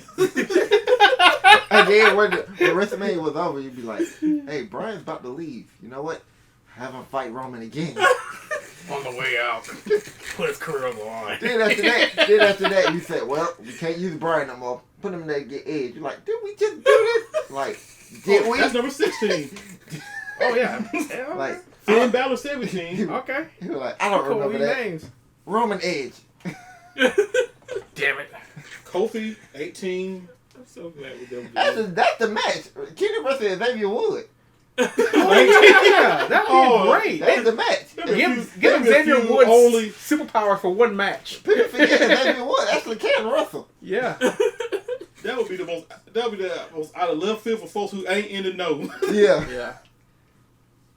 So we're at 19. You gotta remember, he gotta fight on Raw and SmackDown too, so he He can do all these names. He ain't gotta wrestle every Sunday. I mean every Saturday a month. Number 20, Ronda Rousey. At this point, why the fuck not? I'm so glad we done rematches. I'm so glad. I mean, Omos and Elias is a rematch, but you want to know the last time they wrestled? It was either sometime in January or sometime last year in the fall. And guess who didn't watch it both times? Me. So yeah, we didn't have rematches, but the rematches took 9 months in between. Okay, let's go to WrestleMania Night 1. Jeez. Oh my god. All right. Excellent night. First match is Austin Theory versus John Cena for the United States Championship. This was not what made it an excellent night. Yeah. This is number 21. I hate this match so much. I didn't watch it because somebody called on me, and I didn't get home till 9:30. So yeah. It was your typical John Cena match. The heel worked him up. The heel beat him up for 90% of the match. Sounds great. He hit his comeback. Ball spot. Where's your hair used to be? Ref bump, because that's the only way Cena can lose is ref bump. One low blow, one finisher, and he's done. That's the thing that got me. I thought the match was finna hit another gear. Nah, low blow. He's too old for that. Low blow finish, he's out of there. He got a movie to shoot. I was about to say, must gotta go hit the set. Cena's transmission is slipping, so I'm like, See, they ain't got time for them long matches no more. You got to go. he went longer than I thought. It was 11 minutes. 11 minutes and 20 seconds. I thought it would be a 5-minute matchup, Wait, but then like, did they count the entrance? No. no. Oh, damn, I think it's bell to bell, my guy. damn. But they got darn Austin Theory, boy. So I was like, oh. He wasted a lot of time in that match. Believe in Theory. Man, he choked in front of all them little kids too. Damn, John. And he's still gonna sell more shirts than Austin Theory. I ain't in gonna his lie. entire career. I got mad. I actually got mad at the Make-A-Wish stuff until I realized what they were doing. I was like, okay, yeah, this is perfect. And they didn't pipe in any crowd noise. Fucking Beaver. So good. We good on that. Let me talk about that Damn near motherfucker. Let me talk about that motherfucker. That motherfucker keep on. I hate him. I can't stand his stupid ass. I'm watching the damn match. This motherfucker panning the damn crowd. I'm like, what the fuck are you doing? The action's in the ring. Don't look at these motherfuckers' reactions. Keep looking at the damn action in the fucking ring. It's like if you're watching porn, you're beating off. The motherfucker just start focusing on a goddamn paint on the damn wall. I'm like, the fuck? That has nothing to do with what the fuck I'm watching. Hey, yeah, because ain't the wall better? Because it's worse up here. You up here mid-stroking and cut to the dude. It was a problem. At least there's action going on. Ain't nothing going on in the goddamn paint. The fuck? I forgot who that was to do a stand-up on Comic View said some shit like that. And man, tell you a mid-stroke, that's what it is. Zoomed in on the dude's face. I done heard that plenty of times. Yeah, that's why I laughed. But I'm serious. I get so damn tired of these damn camera cuts. Because he did that the whole show. I mean, you miss people getting like hit with awesome moves. Because this motherfucker want to pan the crowd, look at this stupid ass little Jimmy, like, my hero got hit. Fuck you. As much as the rest holes in the match, I'm surprised they don't wait then or just split screen it. I get why he's showing the crowd, cause hey, y'all see my ass on WrestleMania? I agree with that, but you know, if you're gonna do that, at least have a screen. You could, yeah, like you said, split screen it or something. You know, it's okay to cut away from the action every so often, but the thing is, you know, you could pan in the crowd, but have have a camera, the live camera, and then you have the fan reaction in the corner or some shit. Cause since the matches are pretty scripted, I'm pretty sure y'all should know what spots are about to come up. Not Kevin to a degree. Well, yeah. Sometimes, you know, some people go call it on the fly. Not Kevin Dunn. He don't know shit. He don't know shit, exactly, because that's what I was thinking the whole time. I'm like, when Theory put Cena in the damn chin lock, that would have been a great time to pan to the crowd, because that chin lock is just going on forever. Like, cause think about it, it was always a WWE problem. AEW does it too. And AEW, they do it just as much. So I was like, panning to the crowd? Panning to the crowd, they yeah. They didn't really start doing that until they hired the dude from WWE. That's probably what it was. But I mean, they started copying a lot of this stuff, so I hate it Tony's so much. grow a mustache. They did it during the Bianca match, and that shit, it was one spot. That shit pissed me off because they did a wide shot. So like now I'm up there with the guy who got the damn cheap seats. I'm watching for his view. I'm like, shit, that's why I don't go to the show, because I want to see the action. Yeah. Okay, let's go to the next match before I get even angrier at these camera cuts. It's the men's WrestleMania Showcase Fatal 4-Way Tag Match. It's the Street Profits versus Braun Strowman and Ricochet, which I called, I don't know, Big Ricochet? I don't know. The Alpha Academy Shoosh and the Viking Raiders with some crazy chick that likes to give live births. Yeah. Did you say live births? Man, I love this damn match. Yep. At home Yes. births. I popped for so many spots in this match. Yep. I'm gonna assume one of them when Dawkins up here got himself by a 15-yard penalty on Braun. That was a good spot, but Yeah, no, that's a that good wasn't the one. It was the damn Chaos Theory. That was spot of the whole weekend for me. That was amazing. I knew he was gonna try it, but I was like, he ain't gonna do it. But then when I seen him lift, I was like, oh my god, he did a Chaos Theory on Braun. That was pretty cool. Once he rolled him through, I was like, oh my gosh, they actually did the roll through. Yep. Cause Braun is so much bigger than Chad. I didn't think they were gonna be able to do the roll through. Yeah, I didn't think Braun's gonna be able to roll it all. Braun is surprisingly agile for a big guy. And that goddamn Ricochet, boy. Bruh. Then right after Braun Strowman got blown up by Dawkins, he go Ricochet up here hitting that flip, landed it. I did not know Ricochet was that ripped when he started flexing after he hit that spot. Yeah, he's But you're right though. That was the pop of the match. When he bust on Braun Strowman, I was like, oh my god. I was hyped up with. I was like, yeah, like you China should. O'Neal was hyped up. You should be hyped after that Bro, spot. them He was football done. was ready. They took him out the match. I'm like, that was like, bro, that was there was no pulling that at all. Braun took that full. Yeah, he took that one. I'm like, boy, Braun was a big country boy. That would be the end of They had to win after that one. He got so crunk after that. I told y'all when we did the last Real Wrestling, I said that's the sleeper match because you can't have when it's a match involving Ricochet, Montez, and Chad Gable, you can't go wrong. And they didn't. They ain't forget about the Viking Raiders. Yep. Cause Ivar can Well, I move forget too. about them because Triple H forgot about them. Yeah. I mean, I didn't care about them because they haven't given me a reason to care at all.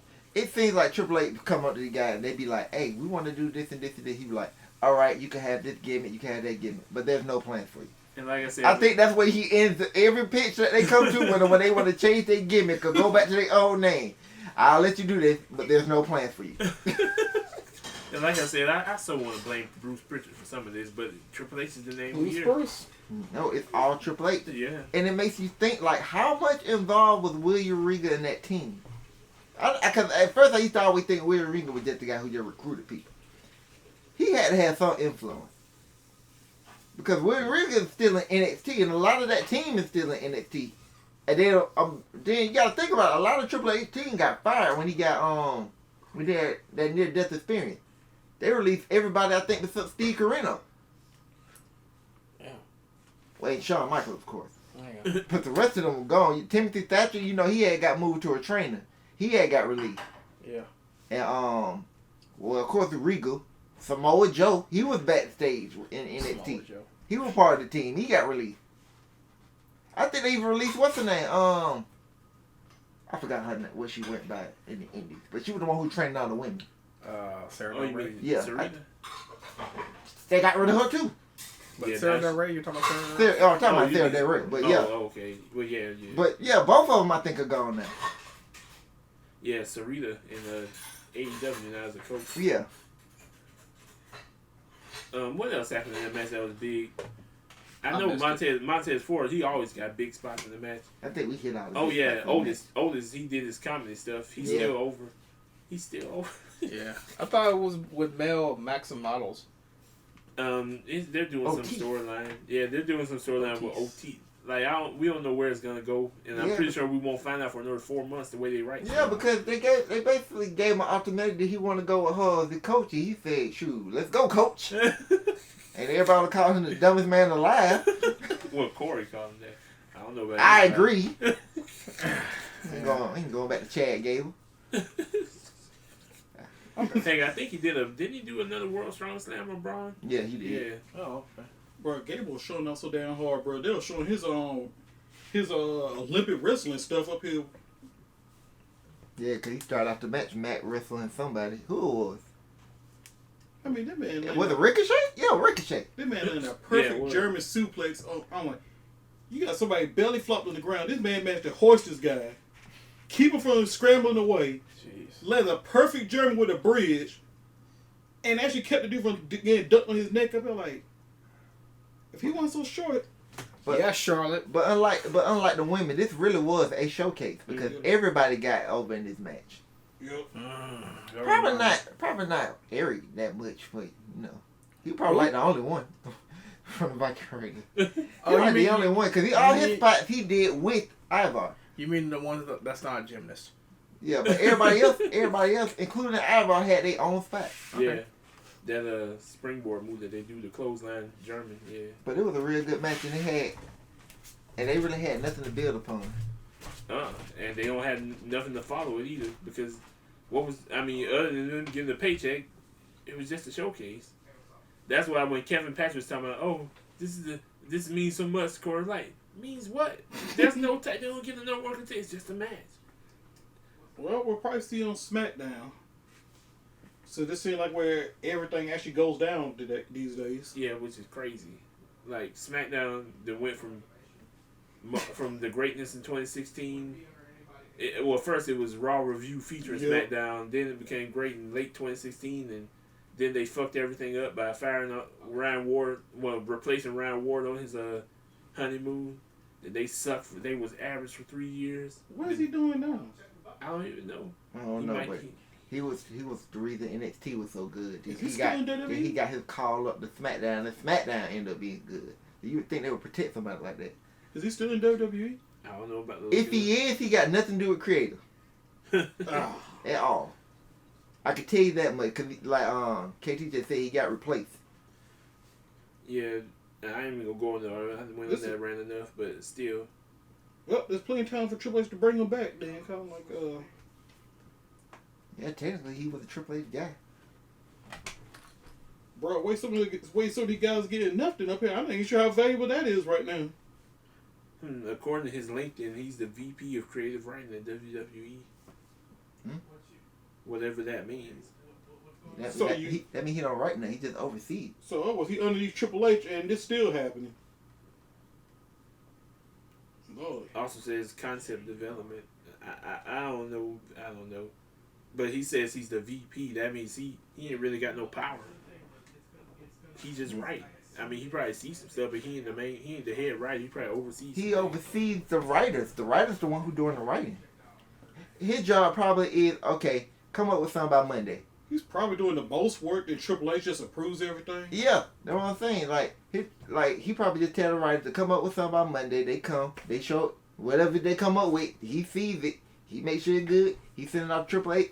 Triple H see it. He probably okay. You know how that stuff goes. Yeah, because if Ryan Ward was writing, a lot of stuff would make more sense. Yeah. So that's why I said He even was booking the women good Mm. and on the SmackDown. I mean, he made you care about Rhino and Heath Slater.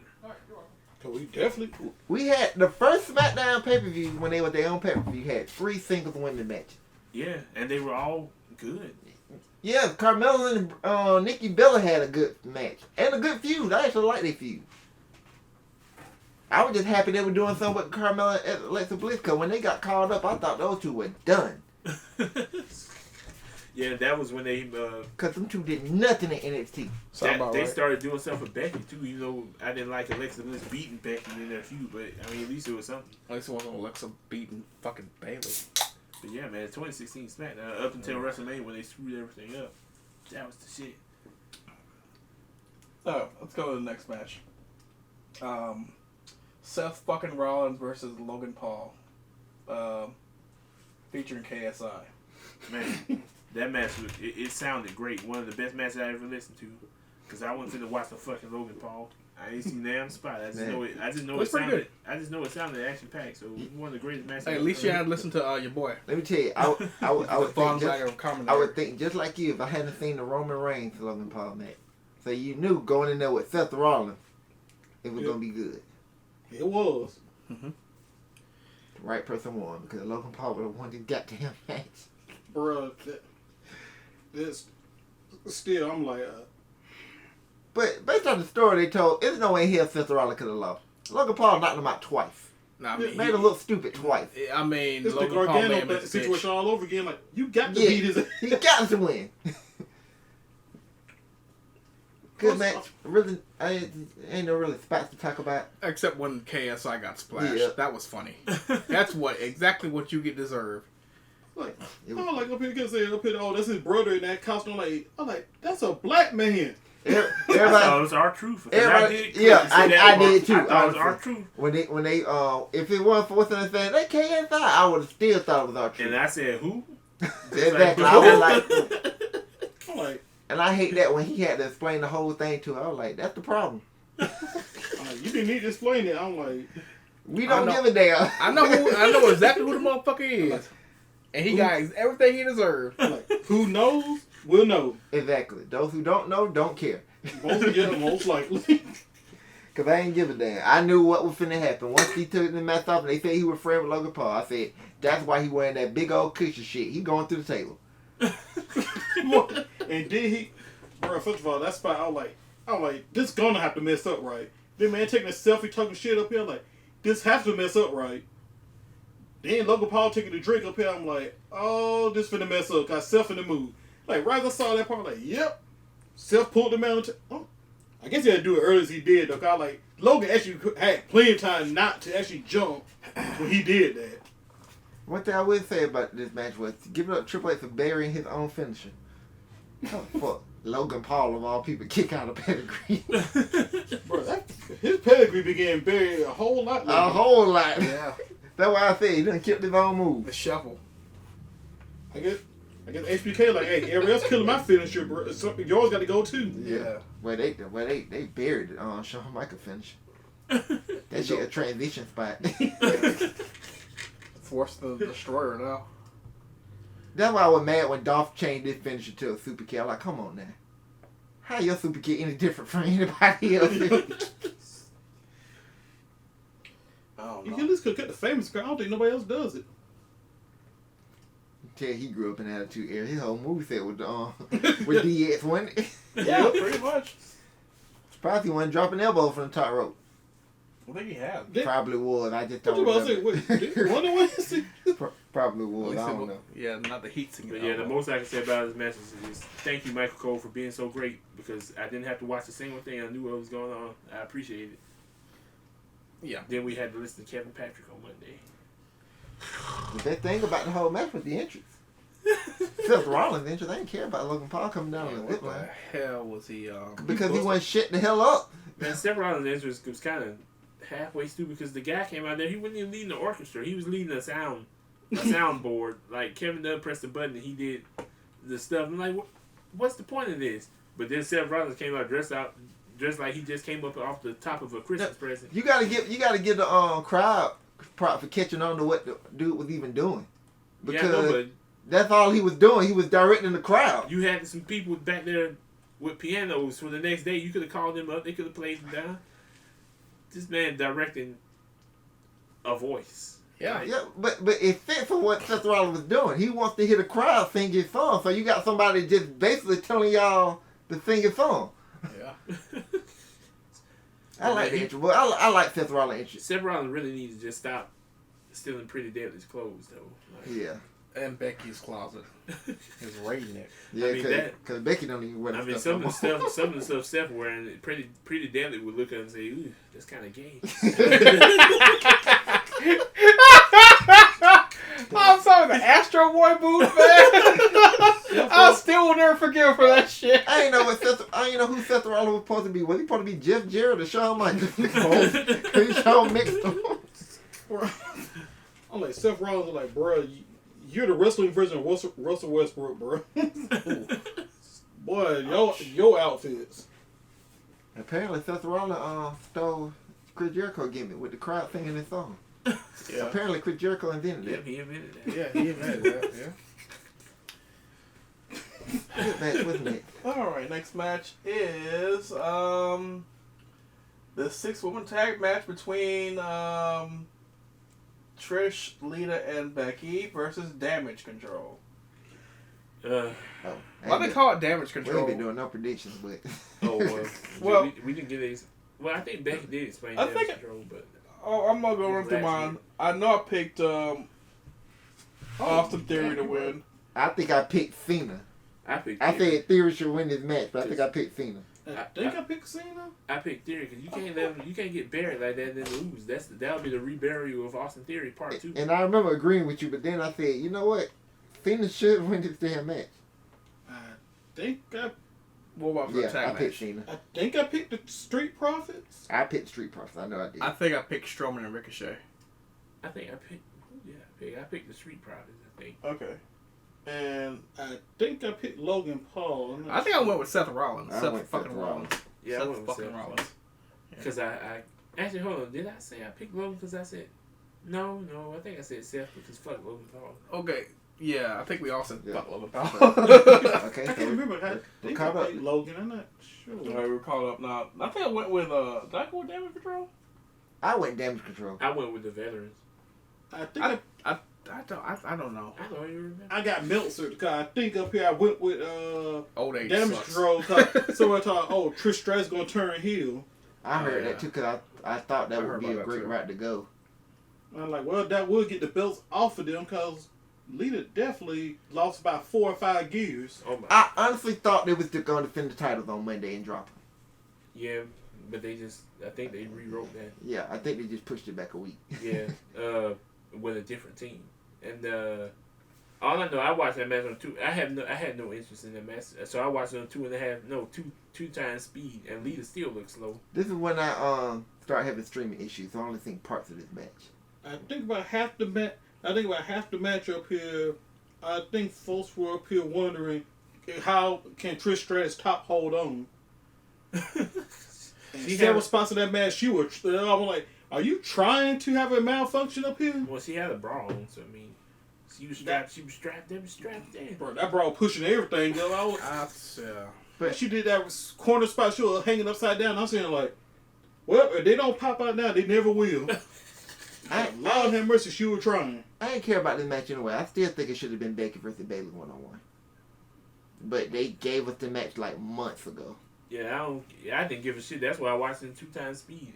And in 2 times speed, even Lita still looks slow. Like, oh my god. No, It's freaking over, man. no. You weren't hallucinating, KT, when you asked that question in the chat. No, she walks faster than she runs, man.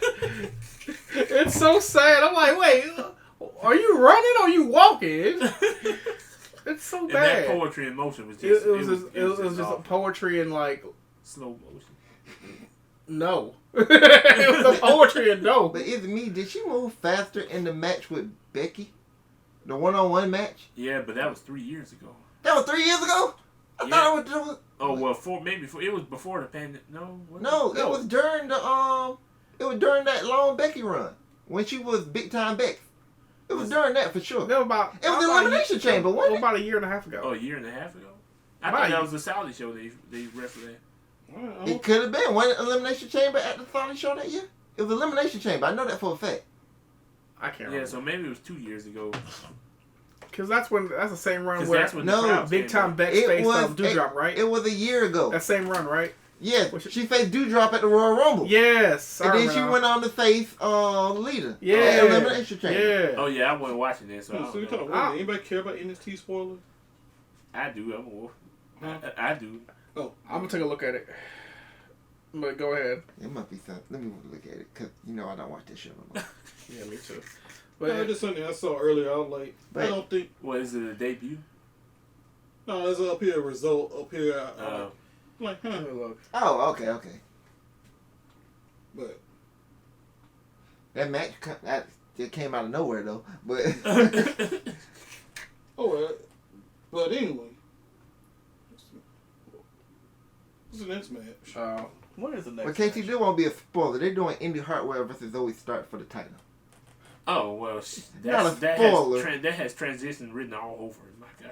Like, I don't know why they're doing the match. That's why I said that match came out of nowhere. Cause Zoe always mad, like the crowd be saying. Zoe She mad. Oh, see, I don't watch the show, so okay, that makes sense. She's She's always mad. She probably hates always it. mad. She is definitely a hater. Oh yeah, who won the match? How did the match end? Now I can't remember. What the rock bottom from second row? Oh yeah, Oh, that's the right. manhandle slam. Yeah, I'm not calling it that because it's not the manhandle slam anymore. Yeah, cause she used to do a. She used to put him in a pump handle position before she did the Yeah, so move. pump handle Uranagi. Now she made it much less cool. Now she just does the rock bottom. Yeah, I mean, back when she was doing it though, she still had them. She didn't, get in the CrossFit, so she still had muscles back then. Now she just skinny Becky. It's a shame. Next match. Guess she ain't doing that CrossFit no more. What was my next match shit, is it's Kid. father versus son. Rey Mysterio versus Dominic Mysterio. In a match where Rey Mysterio doesn't have to play video games in order to beat his kids. All I can say about this match is Joe Jackson is looking up at Rey Mysterio with a smile. All I can say is, Aaliyah, what are you doing? Boy, Oh my God. I love everything Oh my about God. this match. I love everything from Dominic entrance to Ray entrance to the Yeah, actual entrance. match to what he did to Aaliyah to get slapped by his mom. Everything about this match I it was love. perfect.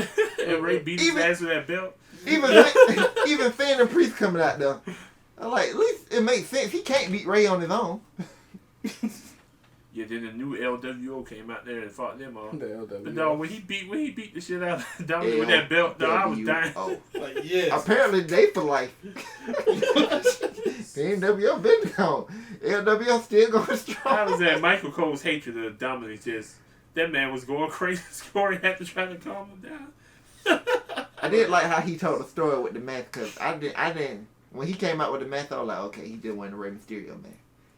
But when he broke it down, like, yeah, that little bastard ain't earned that match yet. He just well match. You gotta earn it. That entrance, though, they had Bruh. a man that come out of the jail cell. Right. He is so dangerous that the police had to escort this man back. They had to go re-arrest this man. Bruh, this He man, did a hard time. this man improved so The much flavor Dusty from when he Rhodes. was protected away from Brock Lesnar to now. I'm He's not gonna even the say same this. person. I'm gonna say that we've been shitting on Triple H a lot today. This is one thing he got right. This man was dead in the water. I used to listen to podcasts where people would just straight up shit on Dominic, talking about he's not ready, he shouldn't be here, he need to go back to NXT, He need blah to go blah back to blah the blah gym. blah. Triple H saved it. Triple H, first of all, he saved the Judgment Day first. Then he made Dominic the most interesting member of the whole group. Second most. No, Dominic is number one. Rhea's two. Yeah. The other two are just there because I don't care about Finn and Priest. Which you should. I honestly care about them more than any of them. What is Priest doing? But anyway. Priest there. He the muscle. They're supposed to be equal, but he turned into the muscle. Yeah. Finn's just the guy who talk a lot. It's like the group I always felt like it was Reed's group. But Dom kind of done jumped over them two. And well, Ray won the match, folks. Who the people who were listening to this. All I know is That was a when good match. all I know is when Angie walked in that ring, her cheeks was looking real inauthentic. I mean, I don't know of any real busted shape like that. So that's all I'm gonna say about Angie. But Aaliyah, man, Yeah. See that way. See that way. Always miss. See that why folks always miss with Mysterio's kids. Rhea got Dom. Buddy up here trying to miss with Aaliyah.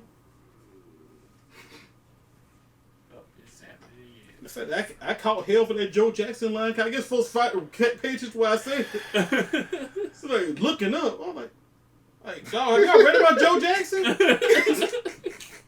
Jesus Got any more tips? So, Because I know you heard. so I think I picked Ray. I had to pick Ray. I Yeah. think I picked Ray too. He had to win. Yeah, I think he it was had unanimous to win. Ray. I think after what happened to the Hall of Fame, that had to be. That means I'm gonna take care of business Saturday. Yeah. Then Ray said this for all the daddies that he gotta deal with back in. I don't know, man. Like that Dom shirt where he says, "I won't make it in jail, mommy." It's so fucked up. Nigga, you ain't did no hard time, bro. But man, Michael Cole was Man, you hilarious the whole match. hear all the stories about what Dom did in prison? What? Man. Get a fake tear tattoo? Hey, I mean, he came over there for a reason. Just in case Cheeto gets locked up, he need to make a phone call to Dom. Know how to survive. Yeah. He'll tell you how to stretch 3 soups for a week. You better learn how to make a shank. You better better learn what a white girl is too. but some of the best things in wrestling happened by accident, and that whole in the prison Dom had to be an accident. That shit is way too funny. I think they just said they were gonna lock him up. Then they said, you know what, we could probably stretch this further. Boy, did they stretch it. The fact that it worked. Oh, It had to do because Dom talking about how hard he is for prison. That would that. Jeez. But The think way about he it- looks, that's the only way you could have pulled that off. But the thing about it, he was getting over before the prison Dom stuff. I was like, they found a way to even stretch this further. I think the Eddie shit just put over the top. I wish you never existed. I wish Eddie was my father. I'm like, damn, son. I thought that already happened. Should have helped them win the match. Then. All I need to know, besides all that, I need to know who that chick was sitting next to Aaliyah. Because my God, who was that? I don't know. But all I know is, man, Hey, what's just next? throwing that drink in her sister's Oh no, we face. still on night one. Yeah, no. Yeah, let's go speed it up a little bit. So, next match is Mommy Rhea Ripley versus Charlotte Flair for the SmackDown Women's Championship. The match that overtook the 5-way earlier as my match of the day until the next match happened. Excellent, great match. This match for the main. I loved it. I loved every bit Yes, of it. everything about it except the camera cuts. I'm said it plenty of time. People shit on Charlotte, but shit, I don't share on When she's still the best. Yeah, I she just make started fun. selling. I was like, oh, when Charlotte actually was selling. Damn, like, I oh, love this pancakes. match. I said, yep, this match finna go on. Yeah, I don't hate Charlotte. I just hate that Adam Pearce gives her fucking handouts and that she. And I don't know if it's making fun of her low self-esteem. I just don't like. I don't like plastic faces, so I'm gonna make jokes. First of all, There's no vitriol. I don't. you cannot Like- get mad at Charlotte for cashing in her Charlotte in the bank. Yeah. Like, she got Charlotte in the bank, you gonna use it. Yeah, I know Charlotte in the bank, aka Adam Pearce. Man, you just giving out handouts. Like, come on, Hand bro. them out. Yeah, man, you just get in line like you either confirm or deny. He's the postman. Return to sender. I don't want that request. Well, for Charlotte Pierce, I don't gotta imagine as hard as ripped as she is. I'm assuming that's probably the makeup for the fact how ripped she is. Because you start getting that strong up here, well, at least she ain't doing what Jordy and Grace is doing. That is a whole new. I think that there's artificial supplements involved with that. It's called the Sammy Sosa solution. You know what I mean? Yeah. Hey, it's aging too now. Charlotte what? 34, I think. No. She's like 36, 37. Dang, I think Charlotte older I didn't than know me. she was net aged. I won't say that think old. I think But Charlotte net older aged. than me. I don't want to get So, man, slapped. there was a lot of. And not being racist, just stating the fact. When white women get toward 40, they start to look older. Much beach time in the sun too. So yep, the sun messes you up. Definitely she be in the gym heavy. Rhea Ripley messed her up too. I just wish she had sold them Germans a little better. Just sell them normally. Charlotte, what are you doing? No, that was perfect. She did. Oh, She you the one where like she literally almost died in the ring. Yeah, like what are you doing? Just take But so that's the way I thought she got. Just take the German. I thought she got knocked She took out. it. No, the right way. She took it the right way. She did on her Because face. I was thoroughly entertained. I looked at her like twice. She had me think like, Charlotte, you dead? She tried to do too much. But think about it. They were told earlier today, like, hey, the tag match is going on last. And they said, alright, we'll show you. And that's what they went and did. They threw bombs at each other. So Charlotte went all out, even doing a little bit too much, like falling on the damn face. That was great. I loved it. I was entertained. Nah, but that could have been a concussion or broken nose. It could have been anything that stopped the match. That's why she shouldn't have did it. Well, since the fact she went on vacation, she going on vacation to travel. I like this back bump. Charlotte just got off vacation. But you know what? That's the best way to use her now. She needed to come in, have a little short run, and be gone. She made Rhea look like a killer. And then come back and say, Pierce, I want to cash in my Charlotte in the bank. She made Rhea look like a damn killer. Like she's the one that actually spent time in prison. And Rhea had the fucking Rudy Giuliani hair dye. I thought that was her eye makeup, but no, that shit was coming out, man. She got to get a better person for that, like Vince McMahon guy, whoever that is. I almost misread her birthday. I thought we had the same birthday, but her birthday April 5th, 86. She's 37. Who? Charlotte. Yeah, that's tomorrow. That's what I said. She's the same. Yeah. Wow. Her birthday's the same as my girlfriend's birthday. That's wild. I just saw A5. I saw A5. The first thing came, I'm like, you had the same birthday? They're like, oh, April 5th. That's crazy. But okay. Yeah, it took there was a regular Riptide didn't get it done. Charlotte did that weak ass natural selection, which I wish he just cut out completely. That didn't get it done. But it took an avalanche. There's nothing natural about that selection. And they did one of my favorite things in wrestling. Like, instead of a bunch of kicking out of finisher, just try to avoid the finisher altogether. Yeah. Because I don't know how many times she went for the figure 8, but Rhea just kept getting out of it. And then when she finally got it on, Rhea went straight to the rope. Genius. Yeah, but it took a second rope Riptide for him to finish Charlotte. And you think about it. Pin. You think about it. Like I say, you got to view Charlotte in a different light. It should take a lot. It should take a lot to beat Charlotte. Mm-hmm. Yeah. Charlotte gonna come back from vacation with a third member. Because Charlotte in the reverse Cena spot. Back with Charlotte has no fans. I don't know. Well, Cena had the kids and the women. Charlotte has no fans. Charlotte has fans who respect her work, but you know they ain't going. They don't want to see her win all the time. Charlotte has a lot of fans, but they're not the fans I would expect. Because boy, compared, I think out of the horsewomen, it seemed like Charlotte and Bayley has the most fans. Then Becky, then Sasha she got the most stands. I'm about to say Sasha should easily have more fans than all of them. No, that's why I separated. She got a whole lot of stands. Yeah, she got stands. Yeah. She got a match coming up too. I gotta remember when that day. Hard to keep up with Japan shit. Cinnamon. Yeah, Sasha probably definitely had. It shows they don't watch her stuff in Japan though. All I talk about, they gonna be watching New Japan, all that kind of stuff up here, and that was one of the lowest rated spots on that show. New Japan. That show sold out because of her though. There wasn't even no other matches announced. It was just that Mercedes was gonna wrestle Kyrie, and the show sold out. Has it happened yet? Yeah, that happened in February, wasn't it? Who won? Yeah, it happened in February, and Sasha won the championship. Oh, good. She doesn't have to wear that weird belt then. Yeah, that belt's weird. Yeah. But, and now she getting ready to defend it. I think it's this weekend. Oh. Against 2 women though. It's supposed to be a rare triple threat match.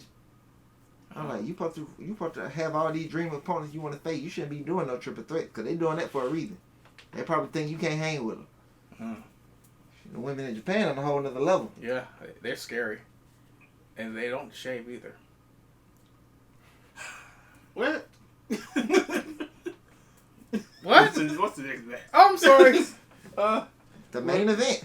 Yeah, we're talking about the main event. Oh, we just skipping over that garbage they did? Oh. Yeah, let's skip over that garbage. What are you talking about? Pat Oh, no, let's talk. It wasn't garbage. It was fun, but it was unnecessary. Let's That's what I talk. meant. Let's talk about that garbage Pat because McAfee versus The Miz. this is something I want to bring. A lot of people pointed that.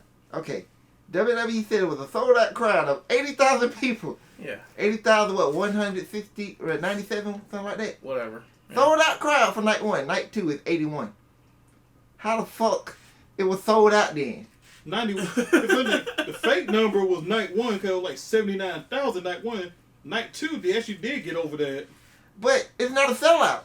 Because if it was a sellout night 1, the number should have been the exact same. I'm guessing they got a ticket sold for day 2. Somebody no showed. That's what I'm saying, man. Tucker Carlson would have loved. He'd love to tell a lie that big. But it was just so funny because somebody pointed it out. Like, I would listen to somebody do, they had a live chat. So somebody pointed that shit out. I didn't even put 2 and 2 together. But once they said, they were like, yeah, they said it was a sold out night 1, but night 2 they had more people than night 1. So how the fuck it was a sold out night 1? I'm guessing. Like, simple math, they said that math ain't math. I'm like, you're right, because it should have been the same number. I'm gonna guess. I want to guess what they talking about stadium capacity. I'm assuming they're talking about the actual seats. But then since it's WWE, they're not using the whole field. You got the crowd sitting on the floor itself. Yeah, but the thing is, though, we know WWE inflate numbers. We know neither one of those numbers was real. Yeah, because the first night number, the real number was 79,000. Yeah, But the second night was over 80,000. That's a real but number. not 81,000. I don't know about 81, but it was definitely over 8,000. The point is, if you have one arena with the same number of seats and you sell it out, it should be the same number the next night. The number shouldn't get bigger. Unless you didn't show up for night 1, But then it wasn't a sellout. but it was a sellout for the whole event. Which you start having some weird stuff happen like this where like wait, that math ain't sounding right. Yeah, I agree with you. It was a sellout for the whole event. But you have to take what WWE said. They said night 1 it was a sellout crowd of 80,000 people. Yeah. And then they came back the next night and said it was a sellout crowd and the number was bigger than the night before. That makes no sense. The math was not mathing that time. Scalpers. Oh yeah, the lack of Bobby Lashley, that pissed me off. Ooh. They should not even have him feuding with Bray. I don't even know where that came from. Who even came up with that? Triple H. I sat down with Larry. It made no sense for Bray Wyatt to come out there and say, I'm going to face the winner. Lashley wins by DQ, and that's the guy you want to face. Yeah, I know. But then how do we even get here? They didn't set up a story. Bray just beat whatchamacallit and said, Bobby, Brock, whoever wins between you, and he, did his Bray Wyatt thing. Yeah. Only to get hurt. The man got hurt. Then you could have gave Bobby something. I thought the story they were telling was Bray Wyatt versus Uncle Howdy. I thought that's where they were going with this. From the very first promo. That's where it looked like they was going. Uncle Howdy didn't turn. I don't know how. I'm not sure how Bray isn't Uncle Bray yet either. But Bobby should have had a match or something. Bobby should have been on the card. All they had him do was come out there with that stupid trophy and wave. The fact that we got Omos versus Brock, when we could have had Bobby versus Brock. The fact that we could have had something with Bobby in LA and they did Pat McAfee, which I'm fine. Pat McAfee wasn't doing commentary. I don't want to see him wrestle. I want to see him talk. Yeah. They didn't. They had Pat McAfee come out when you got Bobby Lashley and LA Knight. LA Knight should have been the host. If you weren't gonna do nothing with him in the ring, he should have been the host. All those spots the Miz got, LA Knight should have got. Yeah. And it would have been way more entertaining because the Miz is boring. Yeah. The only time he's ever interested is when Maurice out there. Maybe Maurice just makes him up his game. Yeah. Can you blame him? No, you can't. Hey, but that's fucked up though. That because Bray got hurt. Hey, KSI Bobby gets punished. Hey, KSI said he wanted to fight Bobby and die. The fact that Bobby even said he wanted to have a match on the show and still didn't have a match didn't make sense. He put out an open challenge on Twitter and they didn't even follow up. No, that's what I'm talking about. That's what KSI said he'll fight Bobby. I'm like, bro, ain't you laid out? Aren't you gonna die? Bobby could just finish the job. All right, let's talk about this tag match. Yeah, I'm 'cause, pretty sure Logan would jumped in. See, And got killed too. oh my God, Rhea was the match of the week, or the match of Saturday before this match happened. Then this is the match of the Saturday, which could have been match of the weekend, but then they had the triple threat the next day. So Kevin Owens main event at WrestleMania 2 years straight. you know what I'm saying? Who would have thought? After Sami Zayn was doing Jackass, but how did Roman put I actually think it was a pretty good movie. I'm not that match to me was hilarious. how did was Roman put hilarious. it doing Jackass shit or whatever you call it? Yeah. geez. To Oh, main event WrestleMania. Oh, Kevin Owens got his head on the turnbuckle because he's ready to leave WWE. Like, yeah. No, had his head on the turnbuckle because he was bored of Elias, like we all are. Yeah. When is Ezekiel? It's one. Ezekiel Elias, We're tired of Ezekiel lying to. I don't know what happened to that guy. It wasn't them taking a photo out of context. Everybody seen them. No, they knew the context. Just it became a meme because it's funny. It's also a way to describe Raw nowadays. No. I'm saying when that picture first came out, everybody was like, "This guy is ready to leave. He waiting for January." This before he resigned. And this, and then up to the one the first time Kevin Owens did something like that. He been doing that on the live events. If people just paid attention to the live event, they would have known it. I understand people don't want to pay attention to the live event. I don't. But you can't just take a picture out of context and be like, "Oh, this guy's ready to get out of here. This is how you feel right now." And Kevin Owens like trolling. And everybody know the live event. They do all type of stupid shit on there. It's for the people. They do karaoke, then bust out doing dance moves. They do all stupid Also, shit for like folks that. who follow Kevin Owens like that, like, no, y'all already know Kevin Owens troll like hell. They gave us one live event. What's the one that was that Brock Lesnar fought Kofi when he was in the New Day? It was a special. It was Beast in the East or something. Yeah. They gave us a live event because everything else on that show was clearly said live event. Yep. Man, everything about this match is great. The story, the action, the story they told in the ring, the doubt that could have been sold between the Usos, what would happen with Roman and the Usos, what happens to Sami Zayn, could Kevin Owens turn on Sami, which was just far out, but it needs to be mentioned. Everything was in there, yeah. Everything surrounding this was great, and there was no interference either. Which is why it should have been the main event. Yeah. Sadly, Charlotte. I know how Charlotte feels because it's the second year in a row that she's been not given the main event because Kevin Owens just happened to be in a better story. Yeah, because the Royal Rumbles has become a lot nowadays. Well, except unless you're, a dude. But other than that, Hey, when Sheamus won the Royal Rumble, he opened the show.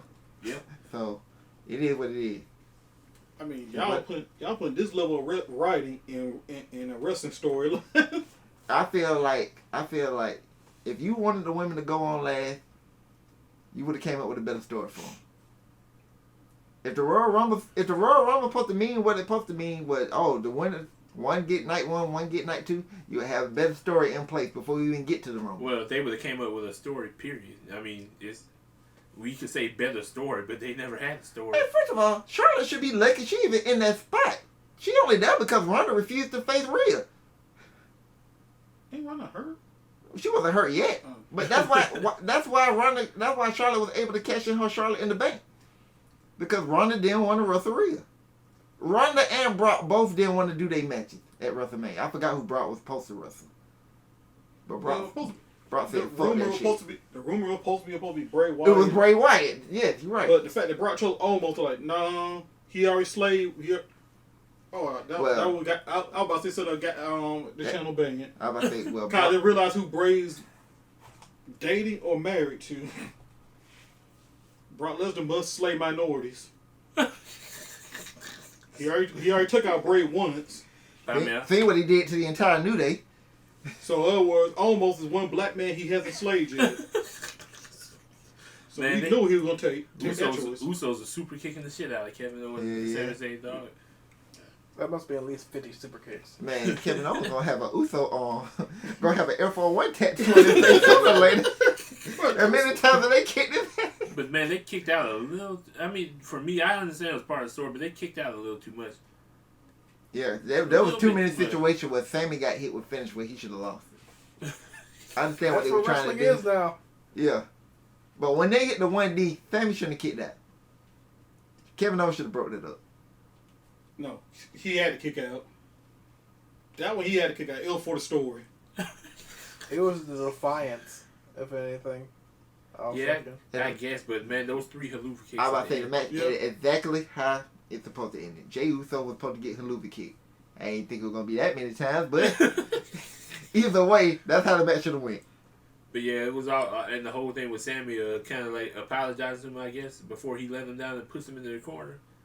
Just great shit all around. Wait, hey, Sammy gave him a choice. He chose blood over loyalty. Yeah, I love that promo on SmackDown too, right before the Yeah. Cause that's the only thing I seen the SmackDown. Cause I chose to watch Ring of Honor instead. Who? So I only watched the Roman and Cody promo and the Usos and. But probably that's all that will probably worth watching on this show. It wasn't bad. SmackDown wasn't bad, except for the Ooh, you women's speed match. up. But- Oh, well, you got somewhere to go. Oh, well, It's yeah. almost 11, yeah. Yeah, we got And we still got 19. All right. Well, the right team won, Yeah, the right team won, and the story was and great. and everybody picked goddamn for those last 2 matches. I think everybody went unanimous on that. Yeah. Yeah. I mean, that's the only way to finish this damn story. I love the way that Kevin Owens just screams. He just like, let's finish it. He's like, we're almost there. We're almost there. Well, I love the way he just talks shit. Well, I think love the it. Sammy and Kevin Owens part of this story though. The Yeah. Bloodline story is still going. Yeah. Yeah. Night 2, we should be able to get through it, because night 2 All right. was not as good as Let's night go 1. to the person who almost beat Brock. Brock versus Omos. Well, Brock won it. He won it almost, and he showed it. Yeah. Almost Omos, Germans. I'm shocked he took the Germans, but other than that, this match, it was on the card. He took It it. was on the card. It was Yeah. okay. Yeah, it's one of the matches. One F5. One of the matches that ever happened in wrestling history. I'm glad he got beat with one F5 after that year when Brock was beating everybody with one F5 and basically just killing everybody. I'm talking about backstage and on screen. I mean, props to Brock though for selling for him and making him look good for 2 weeks. But other than that, I mean, I got nothing good Hey, to when say. Brock I motivated- have nothing bad to say about When the Brock match. motivated, he'll make you look good now. But I ain't got nothing good to say about the match either. It The happened. fact, the Yeah, fact that Brock exactly. wanted him, I'm like, of course, besides slaying the black man, but I mean, I mean, I get what old boy was talking about, like, well, Brock F5 the Big Show, but I'm like, bro, that spot was old enough to drink. Mostly fans don't remember Brock Lesnar doing that, and that was young Brock. This is old Brock up here lifting. Mooses. I mean, only casuals should have thought like that. Anybody who actually watched the product know that this match was built around that F5. Yeah. Almost getting F5. Yeah. That to make almost look decent, and the F5. That was almost a decent match. They Big did the right meaty thing with slapping Almost. meat. They did the right thing with Almost. They hid his limitation. Actually, they didn't do the right thing. I Why think the he should fuck have they changed his theme song? Yep. I don't think his There we new go. song. I don't think his new song that bad. But his old Song was better. Generic I mean, theme his song. original is perfect for Number him. 15. Yeah. If I thought it was a CFO theme up here, I'm like, no, this is with the new group. So why y'all changed it? Burial. But I listened to the new one. I was like, at least this one ain't crap. I'm like Shayna Baszler Oh, God. That's and horrible. Ricochet. I'm like, you got to think that matches. I can keep going. I'm gonna stop. I mean, you got to think that matches the band. The band got an African accent. Somebody big as Omos, of course, Shake the Ground works. I'm like, it's perfect. They just But then they let Finn Balor get his old theme back. they wanted to complete the burial. Anyway. Me Clearly, personally, yeah. I We'll picked get- Brock. And then real quick, just to say, I picked Brock, but I think Omos should have won, and I think there should have been a I Hurt Business picked- reunion. I done gave up on I Hurt think I Business picked reunion. Brock. I know I picked Brock. I know I picked Omos. Okay. Wait, what's next? All right, so we have the women's WrestleMania showcase. Fatal Oh, Four This match was crap. I like What? this match. I personally, I did enjoy this match, except for the end. I fucking hated the end. Nah, I like two people in this match, Sonya and Chelsea. Yeah. Yes, they were hilarious. I hated everybody else. Karen Mania. And Liv did nothing wrong. no, Liv didn't do nothing wrong. Neither did Raquel. It just they just was there. It's boring. Like, shots. I love when she uses Liv as a weapon. It's funny. First of all, It's funny to me. And First of another all- tag team I threw Liv in. what Liv was doing, I felt like, okay, how in the world Bray's not Uncle Bray yet? She picked her up with that power button. I'm like, I did not catch it to the replay. Like, what the hell, Liv? She'll be looking her tongue out through the whole thing. I'm like, this is She's good. insane. But you know what else is insane? I don't know. I don't know what Liv is no more. You know what else Horny. is insane? Having Ronda Rousey and Shayna Baszler go over in this match. Doing They're both absolutely nothing until the end of the fucking match. Very end of the damn match. That's what pissed me off. I think this pissed me off more than that match that happened later on in the card. Because they talk about they want to build up these women tag teams and shit like this, but they have fuck shit like this fucking happens. I would say this. Stupid. I would say this. Ronda works much better in a team than she does as a singles wrestler right now. I think She ain't got to do shit. I mean, I may be a And it keeps her off the minority. mouth. I may be the minority when I say this, but I think it's time for Ronda to hang it up. I'm sick of her. I'm tired of it. I can't do it. Shayna too. Whatever. Go. They missed the boat with Ronda. They should just stuck Paul Heyman with her. Let Paul Heyman do it. Hype her up like he did Brock. And just let Ronda go in there and kill people. Yes. And they made her like. What happened to hiding these people's weakness? Her biggest weakness is she sucks on the mic. She come off as so unlikable when she speaks, even when she was in UFC. Yep. Well, she was trying to be a bitch then. I mean, she succeeded. But yeah, this But- match, it but- blows. It Yeah. blows. But she comes up like, she sounds like an asshole, but she can't stop smiling. Okay, I think this is like nearly everyone's match of the weekend. Yep. It's the triple threat for the Intercontinental Championship. Gunther versus Sheamus versus Drew McIntyre. Yep, this is the match that bumped all those 4 previous matches I had on the list down in one spot. Knock them all down. Because this is it. I don't know. This I is love probably the damn my match. Yes. third. But I love the fucking brutality of this These match. guys beat the Ooh, shit out boy, the of Titus each other. O'Neil sell it. Oh yes, Tyus O'Neil didn't make it any better. He did not make it any better. Call the police. Call the police. Call Then they 911. had the man in the 10 beasts of the battle and they hit him with chop. Then the chop, forearm. And they killed Gunther. Gunther. Hey, ugh. That had to be one of the most brutal matches I've ever seen in my life. Then I gotta give a shout out before we get further into Samantha Irvin. She's so good at her job. Yeah, she great. So good at her job. Every time Mike Rowan came on, I got mad as hell. And I will say on Raw, he tried. He tried to be like her. Because that's the best he ever did for when he doing the ring entry for Brock and Cody. But Well, Samantha seems to like Mike Rome because he was getting into his intro for Edge. You could see her doing this. Yeah. And that shit was. oh yeah, I forgot he did do a good job on that one too. Yeah. I mean, he's third. Yeah, I mean, she was into it, man. I mean, he's third because Ludwig is up here, the second best ring announcer. Gunther. But see, they swerved me Gunther. because Sheamus didn't come out to no special interest crap. He just came out there. I said that looked like a motherfucking winner to me. And this nigga lost. Come on, man. I was shocked when Gunther won. I was happy he won, but I was shocked. Yeah, that's the only decision I straight out said. I don't think he made the right choice there. I think you don't have to break every fucking record. Sheamus should have won. Picking with my heart, my head up here, yeah, that's why I said Sheamus. Yeah, I that was my wanted Gunther pick. to win. I wanted Gunther to win too, but I felt like there was bigger things for Gunther than the Intercontinental title. He's already the longest reigning in the modern era. That's why I picked Sheamus. Cause like, okay, get tied off the Gunther up here, then I guess he got to move up. But They got going other by what happened plans, I later guess. this night, Yeah, I don't care about these records. I really don't. Mm-mm. Some need, like the Honky Tonk Man record do need to be broken. actually, you know what? I don't think it's, actually, just about what happened later this night, I only think it's about the record.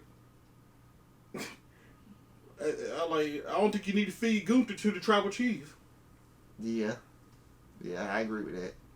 Maybe they made the decision. Like I said, maybe the decision was already for Roman to keep going as long.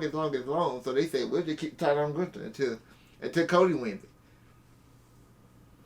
Makes sense. What's the next match? Yeah, that match is just Also Never shout look out crazy. Also shout out to Keith Lee. He's talking about poor Walter. Ooh boy, that tweet aged like, bro, like you set some milk outside in Georgia, bro. Well, I mean, he was right at the time, but things changed. But Gunther came into the main roster. I mean, Walter became Gunther and never lost. Yeah, he was booked well on events. Yeah. And right now, all the higher ups in WWE like Gunther. That's why they ready to put the world title on him, but they just gotta wait for Roman to finish. All right, we have Gunther main event WrestleMania 40. It's possible. It's a chance, but I doubt it. Okay, next match is for the Raw Women's Championship: Bianca Belair versus Asuka. And this what I Really said. good match. That's why I said in the chat. I was like, leave it up for Triple H to pull a Tony Khan. Because this is right out here, playboy. He'll have a great, amazing match, and right after that, here comes the women's championship match. And they got everybody into it. It's just, Yeah. I think Asuka should have won. I think that was a good psychological match.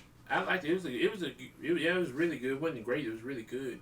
And I like the finish where Bianca had to muscle Asuka up into the KOD. That's what I was saying earlier about the other women's matches. Like a psycho driver. Asuka kept getting out of it. She kept trying to get in position. Asuka kept getting out of it.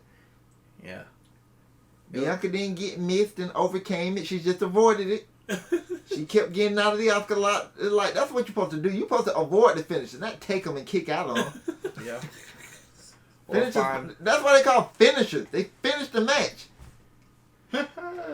Just like a Samoan Spike. It finished the match, didn't it? It finished somebody, all right. Probably finished somebody's career. And damn it, Triple H, you done broke Asuka. I think she's finna go full psycho.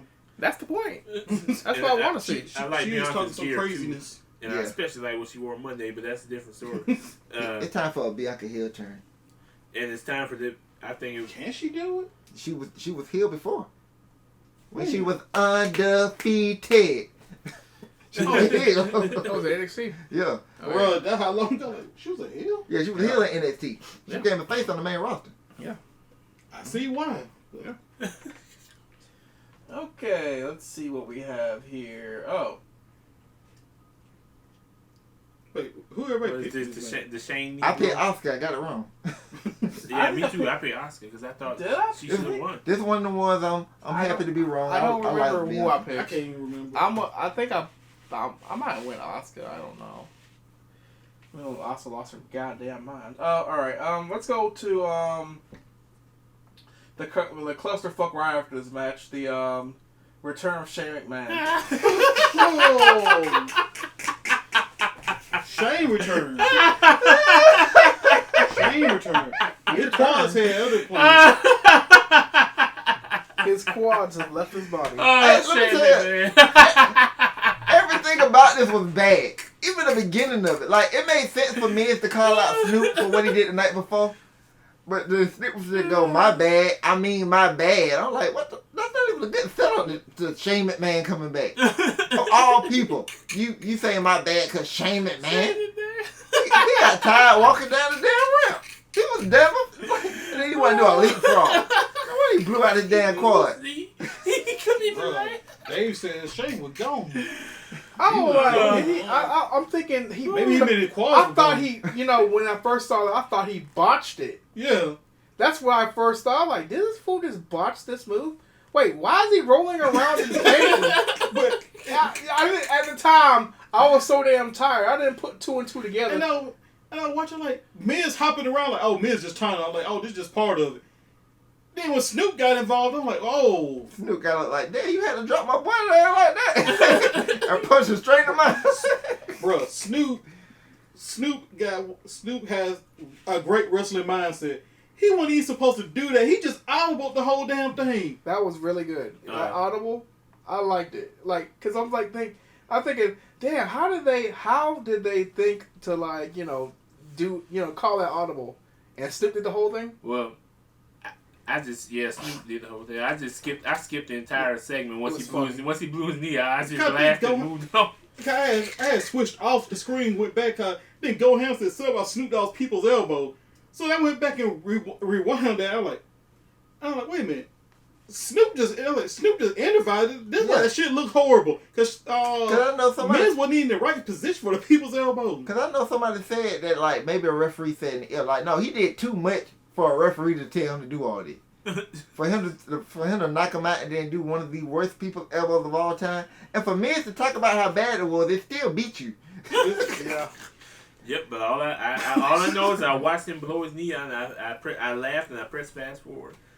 Wasn't finna watch that shit because that could have been LA Knight. Should have been LA Knight. Should have been LA Knight. You know what? We can lay out Kevin Nash for now. Yeah. Every time I hear something about Quad, I'm gonna think of Shane McMahon. Like father, like son. The way Snoop ran on ropes, Snoop like, oh no, I ain't even go out like Shane did. I said, oh, that's why he run the ropes like that. Like Snoop, I know you can run the ropes better than that.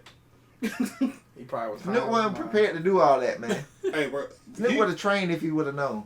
Hey, but Snoop put a little too much hot sauce on the elbow drop though. You supposed to just drop Snoop just Shit, that right He hand. caught some. He caught some freaking. He fucking punched the man. Yeah. He punched the shit out of him. I'm like, damn.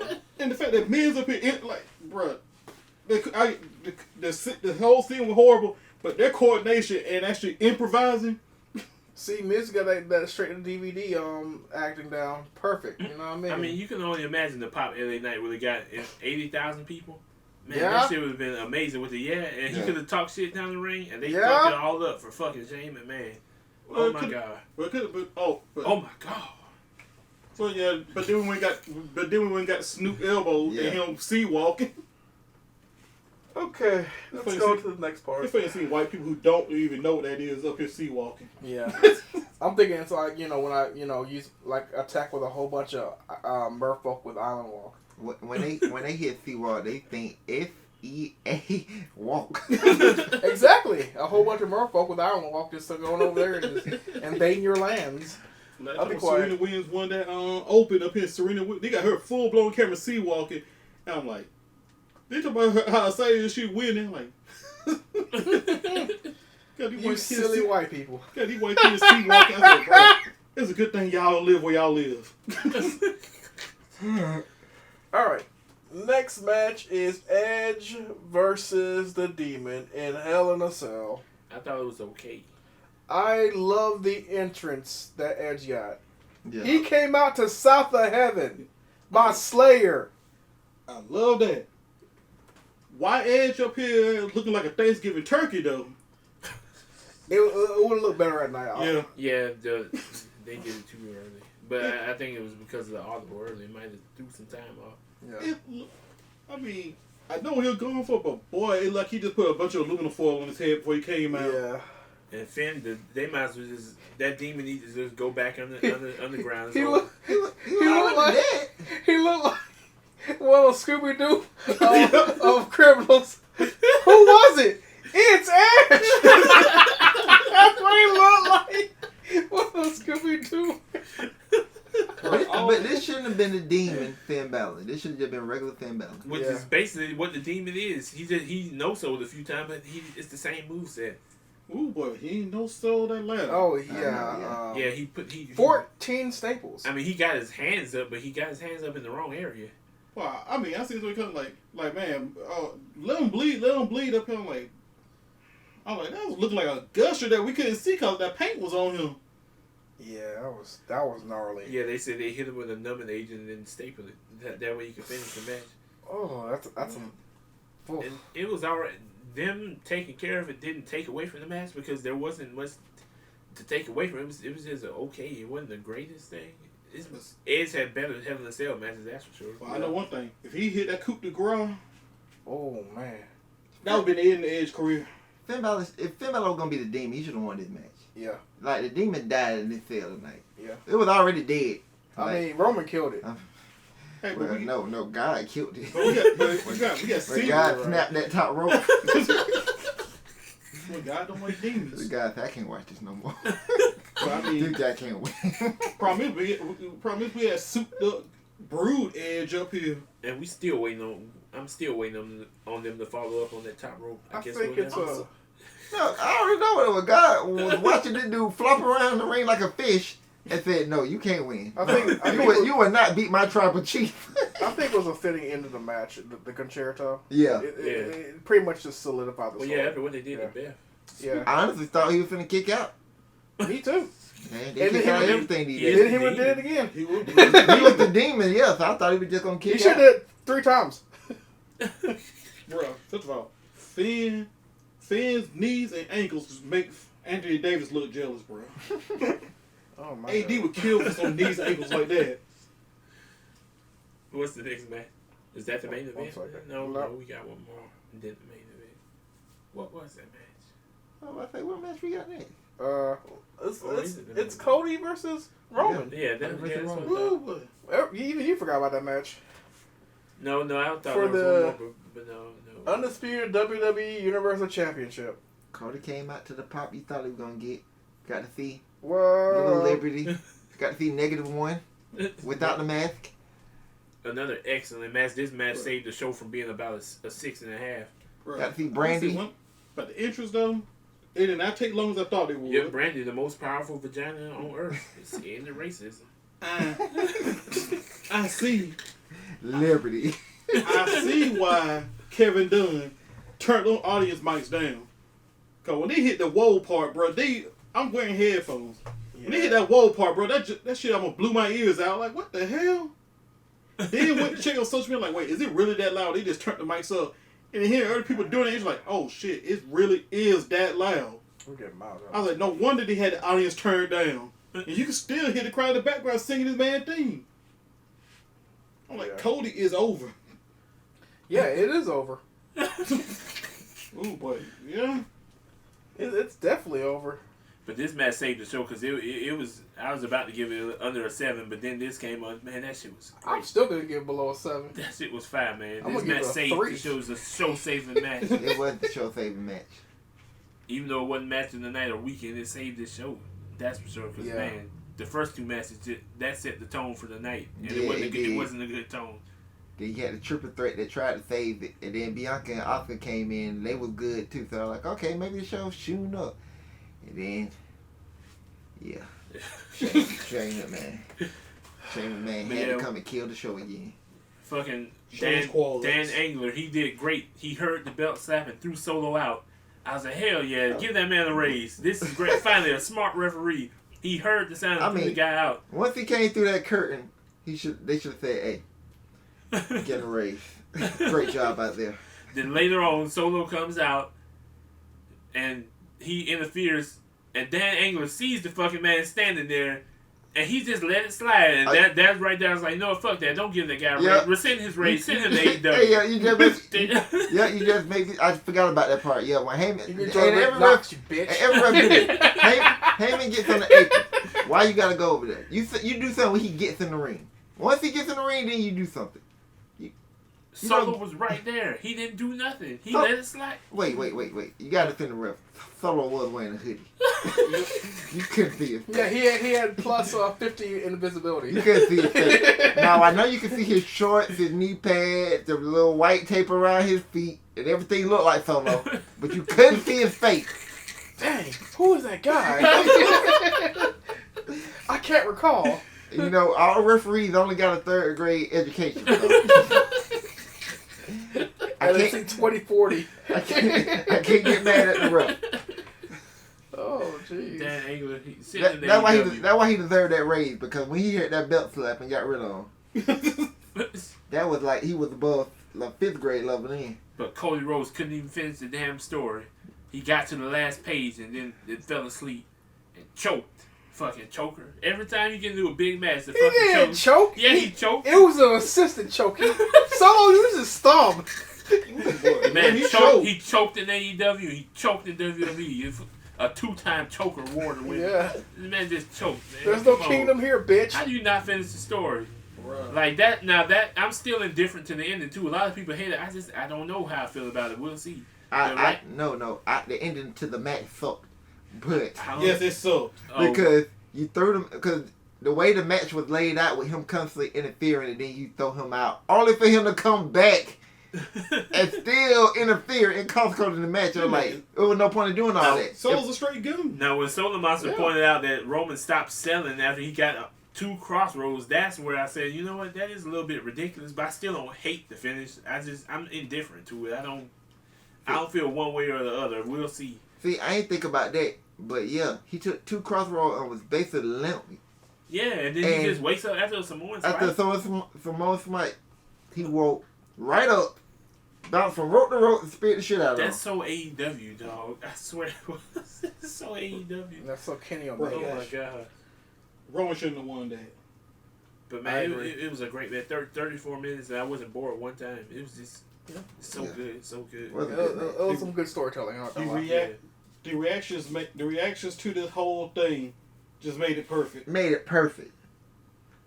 Because, like I was saying, like, the bigger picture is the Bloodline story. It's not Cody's story. So Cody's going to get there. Cody's story is to win the WWE Championship. It's just that simple. The other part of Cody's story is he coming up to Roman where, outside his injuries, this man didn't have a hard time.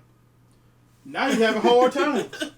And that's what I said, too. I was like, Cody came back in the Royal Rumble when he came out last. At 30, yeah. And beat a guy who was in the match, the entire match. Yeah. And got a title shot. And now I'm supposed to think he's the perfect person to beat Roman just off of that. Yeah. No, because you've got, last time you seen him before then, he beat Seth Rollins with a torn pec. Torn pec, yeah. I'm like, there was no place for him to go but to Roman after that. And he beat Solo for the first time on TV. Yep. And the man choked in the Big Mo again. He choked in AEW. That's why he couldn't get no title shot. Then he gets the title shot, chokes again. But you gotta forget, you can't forget the man ended racism. He ended racism. Which explains what happened on Monday. But yeah, Cody's finna go through a big struggle to get back to the Yeah, championship. it's called Brock Lesnar. Yeah, like he's finna have to struggle to get back to Yes. Roman, and then when he beat Roman, it will make sense. It's like when if you think about it, that story with Finn Balor versus Kevin Owens. The first time Finn Balor and Kevin Owens faced each other, Balor lost. Now he came back. He came back or whatever. He did some whatever. They went to Beast in the East and he won the championship. Yeah, he became the demon. Yeah, he became The the demon. demon. So maybe Cody has to become a demon. Maybe he has to become a demon. So, I don't He's already fucking know. American Nightmare. He has to become the Nightmare then. No, he has to become the tattoo. but it's like, Yeah. but it's like I say. But it was like I was saying about the story though, like the Yeah. Yes, The he has to biggest embrace story- the neck tattoo. You gotta embrace it. He has to let it fuel him. Oh shit! Oh shit! He gotta let it fuel him in his quest to conquer Brock. But- Brock. I was So we about to talking call about him Brock AEW? Reigns. So we talking about AEW. Brock This man Reigns. took a jackknife for Shaq and got up immediately. Well, that Cody right there. Oh yeah. But yeah, the biggest story Shaq music. is revolving Roman and the Usos. It's the bloodline story. Yeah. Because like I said, this is why I picked Roman. Because I said, if all of them lose the titles, it's like Roman got no reason to blame the Usos for anything because he also lost. But the fact that Roman is won and kept his championship and the Usos then hold up their end of the bargain, now he can look down on them. It's just like how the whole story started. Manipulation. Manipulation. Jay Oh. Uso. You the gas Jey the hell Uso- out of them now. Yeah. What it was, Roman. The story was Roman. He's the tribal chief. He provides for all their families. And Jey Uso was like, "Why you gotta provide? I can do it too." And Roman beat him and basically proved, "No, you can't do it. You can't do what I did to be." So Jay finally embraced all that and just became the right hand man. And Jimmy came back and was like, "Man, you start acting like Roman's bitch." Like I ain't nobody's bitch. Like and then Jimmy all he was trying to say was Jay, stop listening to Roman. Let's get back together and let's win the tag team title. But Roman manipulated Jimmy to get Jay back in the fold, and Jimmy got what he wanted. Him and Jay got together. They won tag team title. He was happy. So Roman got them happy. So like they the tag team champions. They're gonna be the greatest tag team of all time, and they're gonna help Roman. So he manipulated them the whole way. That's the story. He's manipulating them too. And like Cody already said, Cody laid it out to you. If you want to know how this thing gonna end, Cody already told you. When Roman loses the title, Solo's gonna leave, then Jay's gonna leave, and Jimmy's gonna follow Jay. He already laid it out because that's exactly what's gonna happen. And I don't know about Paul Heyman becoming an advocate again, but he's gonna leave him too. Yeah. Mm-hmm. And that's when Roman's gonna take his long break. Then he's gonna come back and be the biggest baby face ever. No, you won't. No, He'll be the biggest movie star ever. Roman's gonna be gone so long. When he come back, these people are gonna be happy to see him. It No. happens with everybody. Before Roman leaves, Roman need to leave as the fallen chief. No, he's gonna lose. No. He need to go through a storyline as the fallen chief. After he lose that title, he lose the bloodline, he lose everything. You need Roman to get that low point where he's the fallen chief. That's when he loses and takes a break. Then that way he comes back for redemption and he comes back as a face. Yeah, because you know they're going to want to do the rematch. Because you got to have Roman beating this high. You just got to have this man just go almost like Corbin. When he broke Corbin, when he just fell. Broke Corbin. That man go from the tribal chief and fall all the way down. you got to have that man break mentally on this. But that's what. Then Roman leaves. But that's what's going to break him mentally when he loses his family. Yeah, but then you got to have a little bit after that with him being the fallen chief now for a month. He loses again. That's when Roman's gone.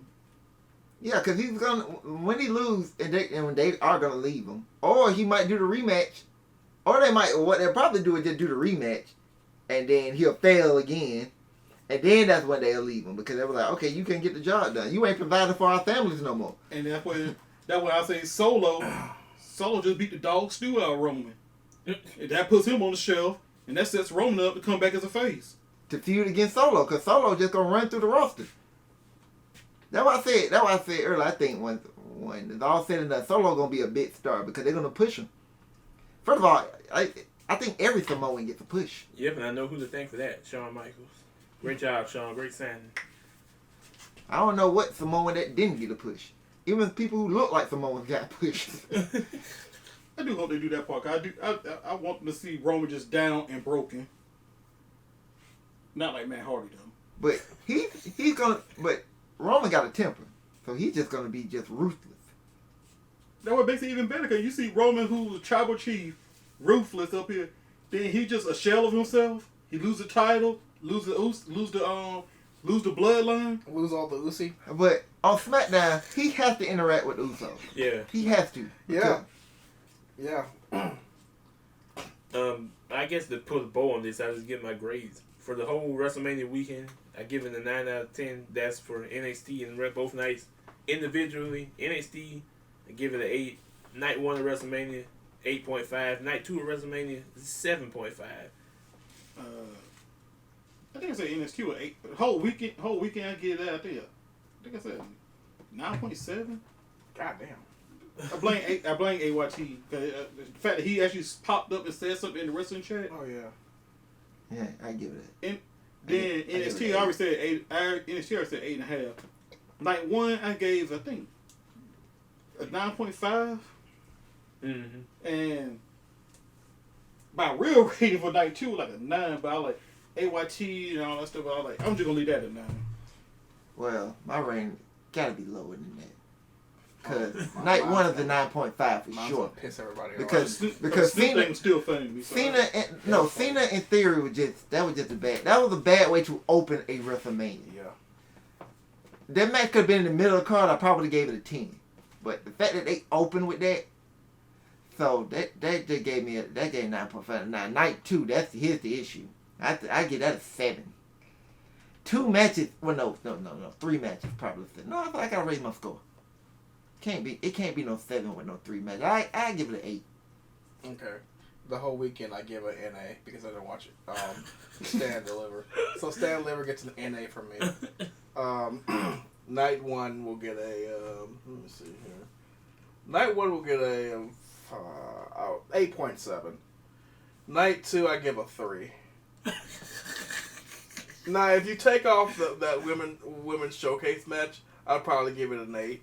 But that women's showcase match was the dark spot of that, so it gets a 3. So the whole weekend, what did I give the whole weekend? An NA. Oh yeah, I did give the whole weekend an NA. So I give WrestleMania in its entirety a 7.72. Oh yeah, I forgot to give mine. That's not an average. Yeah, my WrestleMania on the entirety is an 8. It could have been a 10 if night 2 if they didn't do the B2. You say 7.72? Yeah. If they didn't, I just rated them. I just made a number up. Rifle round? Yeah. That's 7.62. Oh, But I thought you were going I'm in that same boat. I gave it an 8. if they didn't B Trooper the second night, if you play Yu-Gi-Oh, you'll get that. If they didn't do the second wave of B Troopers on night 2, that could have been the greatest WrestleMania ever. Man, shit! I just ran through a whole bunch of poison counters. I'm fucking night 2, so shit. I'm already dead after 10. Man, after night 1, this should have been one of the greatest WrestleMania ever. They dropped the ball hard night 2. They dropped it so bad.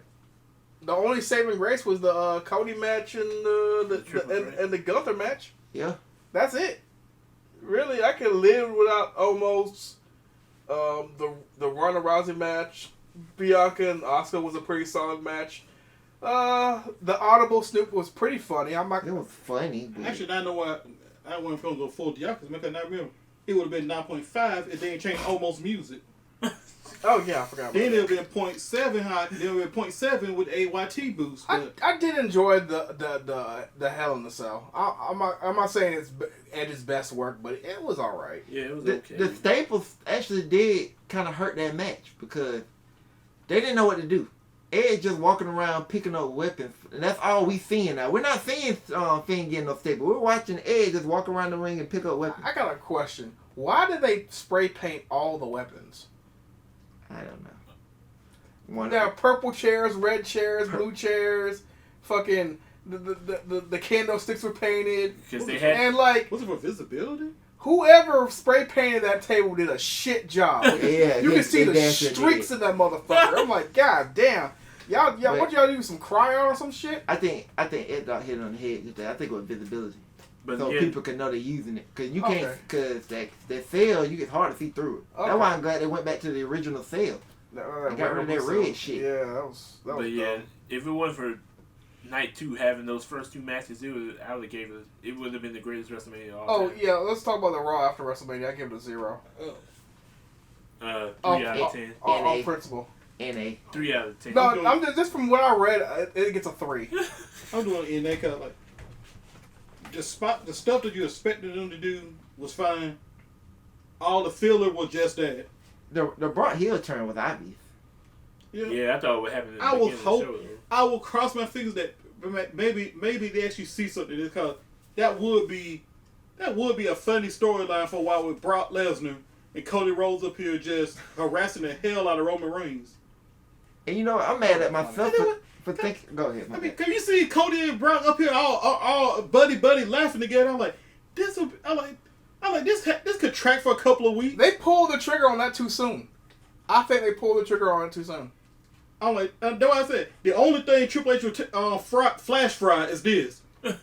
Instead of putting it in the slow cooker. Well, I said, I blame myself for thinking the match for that show gonna happen. Like Brock and Roman. You know Roman doesn't work on Mondays. They got me too. Roman doesn't work on Mondays.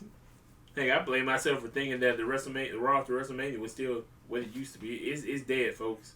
We'll have Diakis tack on the RIP Raw after WrestleMania. I don't know when you would. Last year's was pretty fun. Yeah, it was better than this one. But the only thing I say about the Raw, after WrestleMania is that everybody who want to blame Vince,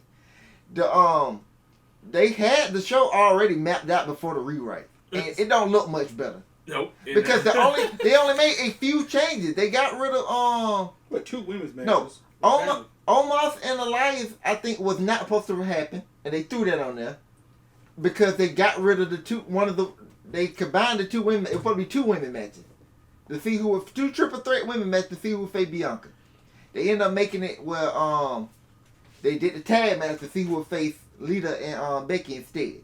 That's all they did. Everything else was supposed to play out as planned. But it makes sense to do that because you gotta get Lita out of there. You gotta get Lita out of there. That's why she can't run. I honestly thought they was dropping the titles yesterday. Seriously, she can't run. I'm talking about going into the weekend. I said they're not defending the titles on WrestleMania because they're dropping the titles on Monday because Lita's gonna be gone. That's why I thought the heel turn would happen. That's why I picked Damage Control. I was like, all this stuff would make sense because you gotta get the belts off of Becky and Lita. They had to win the titles because you need a reason to do the match at WrestleMania. Yep. But now you got to get the belts off on. They done had it too long. I mean, the Raw wrestle after WrestleMania, man. I used to look at it because you see all the prospects like at NXT, like, ooh, look, he might get called up. Ooh, he might get called up. Ooh, this is gonna be great, and whatever. And I don't think any of that shit happened. No, they didn't get any calls. I mean, what's the fucking point? I thought NXT was supposed to be the farm system. I ain't gonna lie. I was one of those people that swore Jay White was coming in. I wanted to come in. I thought Braun Breaker was showing. Yeah. No, the reason why I said that because remember when Johnny Gargano just popped up out of nowhere and Candice just popped up out of nowhere. Their music just hit and they came out. So when Miz were doing this stuff, I was like, I didn't think Jay White was coming out then, but I said we're gonna get somebody here. And then we get Matt Riddle coming back. No, as soon as Paul said it had to be somebody from WrestleMania, I said, good. He just killed that Jay White speculation right there. I'm like, I guess going by what a lot of wrestlers been saying up here on Twitter and stuff up here, like, we tired. But, yeah, even That's before, what it seemed like. even after I read that report about Vince, I didn't blame Vince for Monday. It sucked with or without Vince. It was Triple H's fault. He should have did better. His changes did nothing to the show. Like, It was a bad show already. Yeah, it was a bad show already. So everything Triple H had lined up, it was just bad. But Triple H had the Brock angle happening with Cody, so that was a good thing. But That's starting something. but the thing about it, if all of Triple H entire run, he had one thing at the top and everything else up on the sucked. Except for Dominic and Ray. That's actually another good storyline that's been going on. But besides those two storylines, everything else is just sucked. And like I said a few times before already, Raw has sucked all year. Yesterday was just, you were expecting more, and more people saw it. That's why but Raw been terrible all year not even the most part. It's been terrible all year. It's clear that they don't care about Raw. They put everything on SmackDown. That's why Cody always shows up on SmackDown. SmackDown ain't that great. The Bloodline just on SmackDown. Yeah, that's what I've been saying. After the Bloodline, Triple H better have something up his sleeve, or else he's fucked. I hope Roman keeping the title with Triple H saying, "Hey man, we need more time to come up with something new." Man, you had a year, dog. How long is it gonna take? Hey, when you bank on one story like this, you don't think of nothing. Man, else. Mitch McConnell gonna die before Triple H gets some of this shit. Oh my That was around god. then he come Like, Oh, yup. Well, now we off to Puerto Rico. Let's see what happened there. I mean, man, Puerto Rico gonna be underwater by the time Triple H just saw something. being ready to go. Like, Oh even for the my second God. say he will, even if Vince booked, I'm like, this show doesn't even look like something Vince would book. I'm like, No. nothing, because he always gonna pull something, especially a night after, he always pulls something crazy. Brock turning on Cody is not crazy.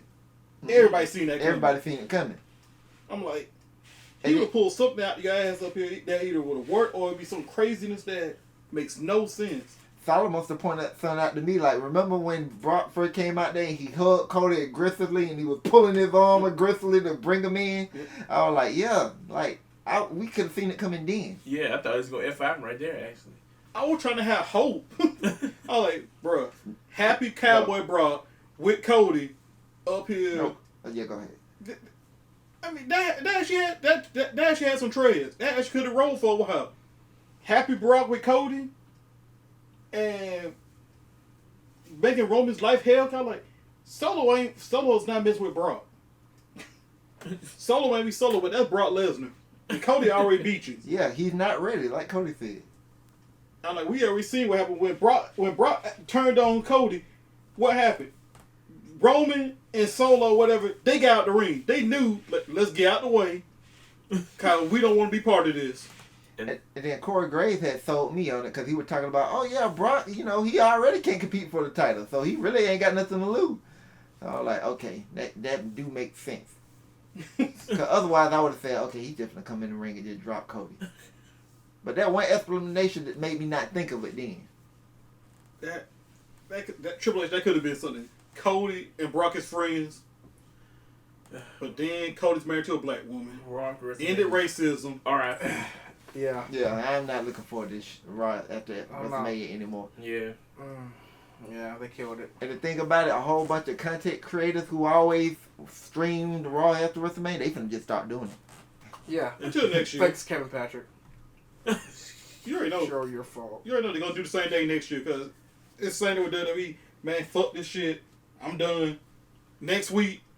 No, this time though, for real. If next week sucks again, I'm done with Raw. It's just NXT and SmackDown. No. They're gonna talk about. I'm talking about them live streams. Oh, no. No, I know that. I'm talking about me personally. When if Raw sucks next week, I'm done with Raw. I'll just listen to podcast Silent Monster cover because I can't do it. That man got the worst job ever. They broke me Monday, man. Solomon Monster got the worst job ever. He always say, I have to watch this shit so y'all don't have to. Triple H broke me Monday, dog. I'm giving them one more week to redeem it, or else I'm cut. That's 3 hours on Monday. I can have to myself Good again. fucking luck. I ain't gonna. My reason for not watching it is the fact that I just don't want to give up a screen. It's It's literally just laziness. It's funny because Triple H, he done lost a lot of faith. This Raw, he lost a lot of faith in people because everybody was waiting for the Raw after WrestleMania for his reset and to see where he was going to go with his own roster, his own ideas, and all of that. And this is what he came up with. Shit. I'll tell you. If I was, oh my bad. I'll tell you the reason I don't watch Raw.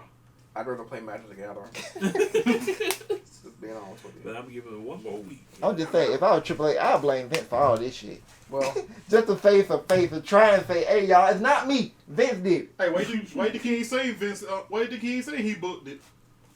he did it. Anyway. Vince the perfect scapegoat. Exactly. That's what I said. If it was me, I'd be blaming Vince for all this. When Vince gave that interview on CNBC, when he said, "Are you gonna be in charge of credit?" He said, "Yes and no." He said, "On the higher level, yes," but then he said, "Down there in the weeds," he said, "I can't do that." I'm like, Lord have mercy. Like, bro, Dave Meltzer busted a nut all over the screen when he heard that. All Vince had to say was yes, and the rest of it, the quote stopped right there. It was like Charlie Brown. Soon as Vince said yes, wah wah wah wah wah. Nothing else was heard. all he heard was yes.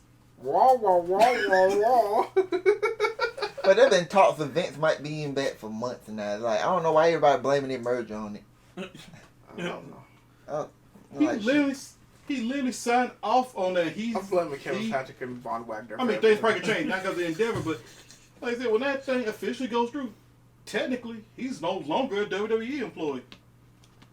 Yep. He's number 2, and he never loses. All right. At this point, let's just call it on this episode.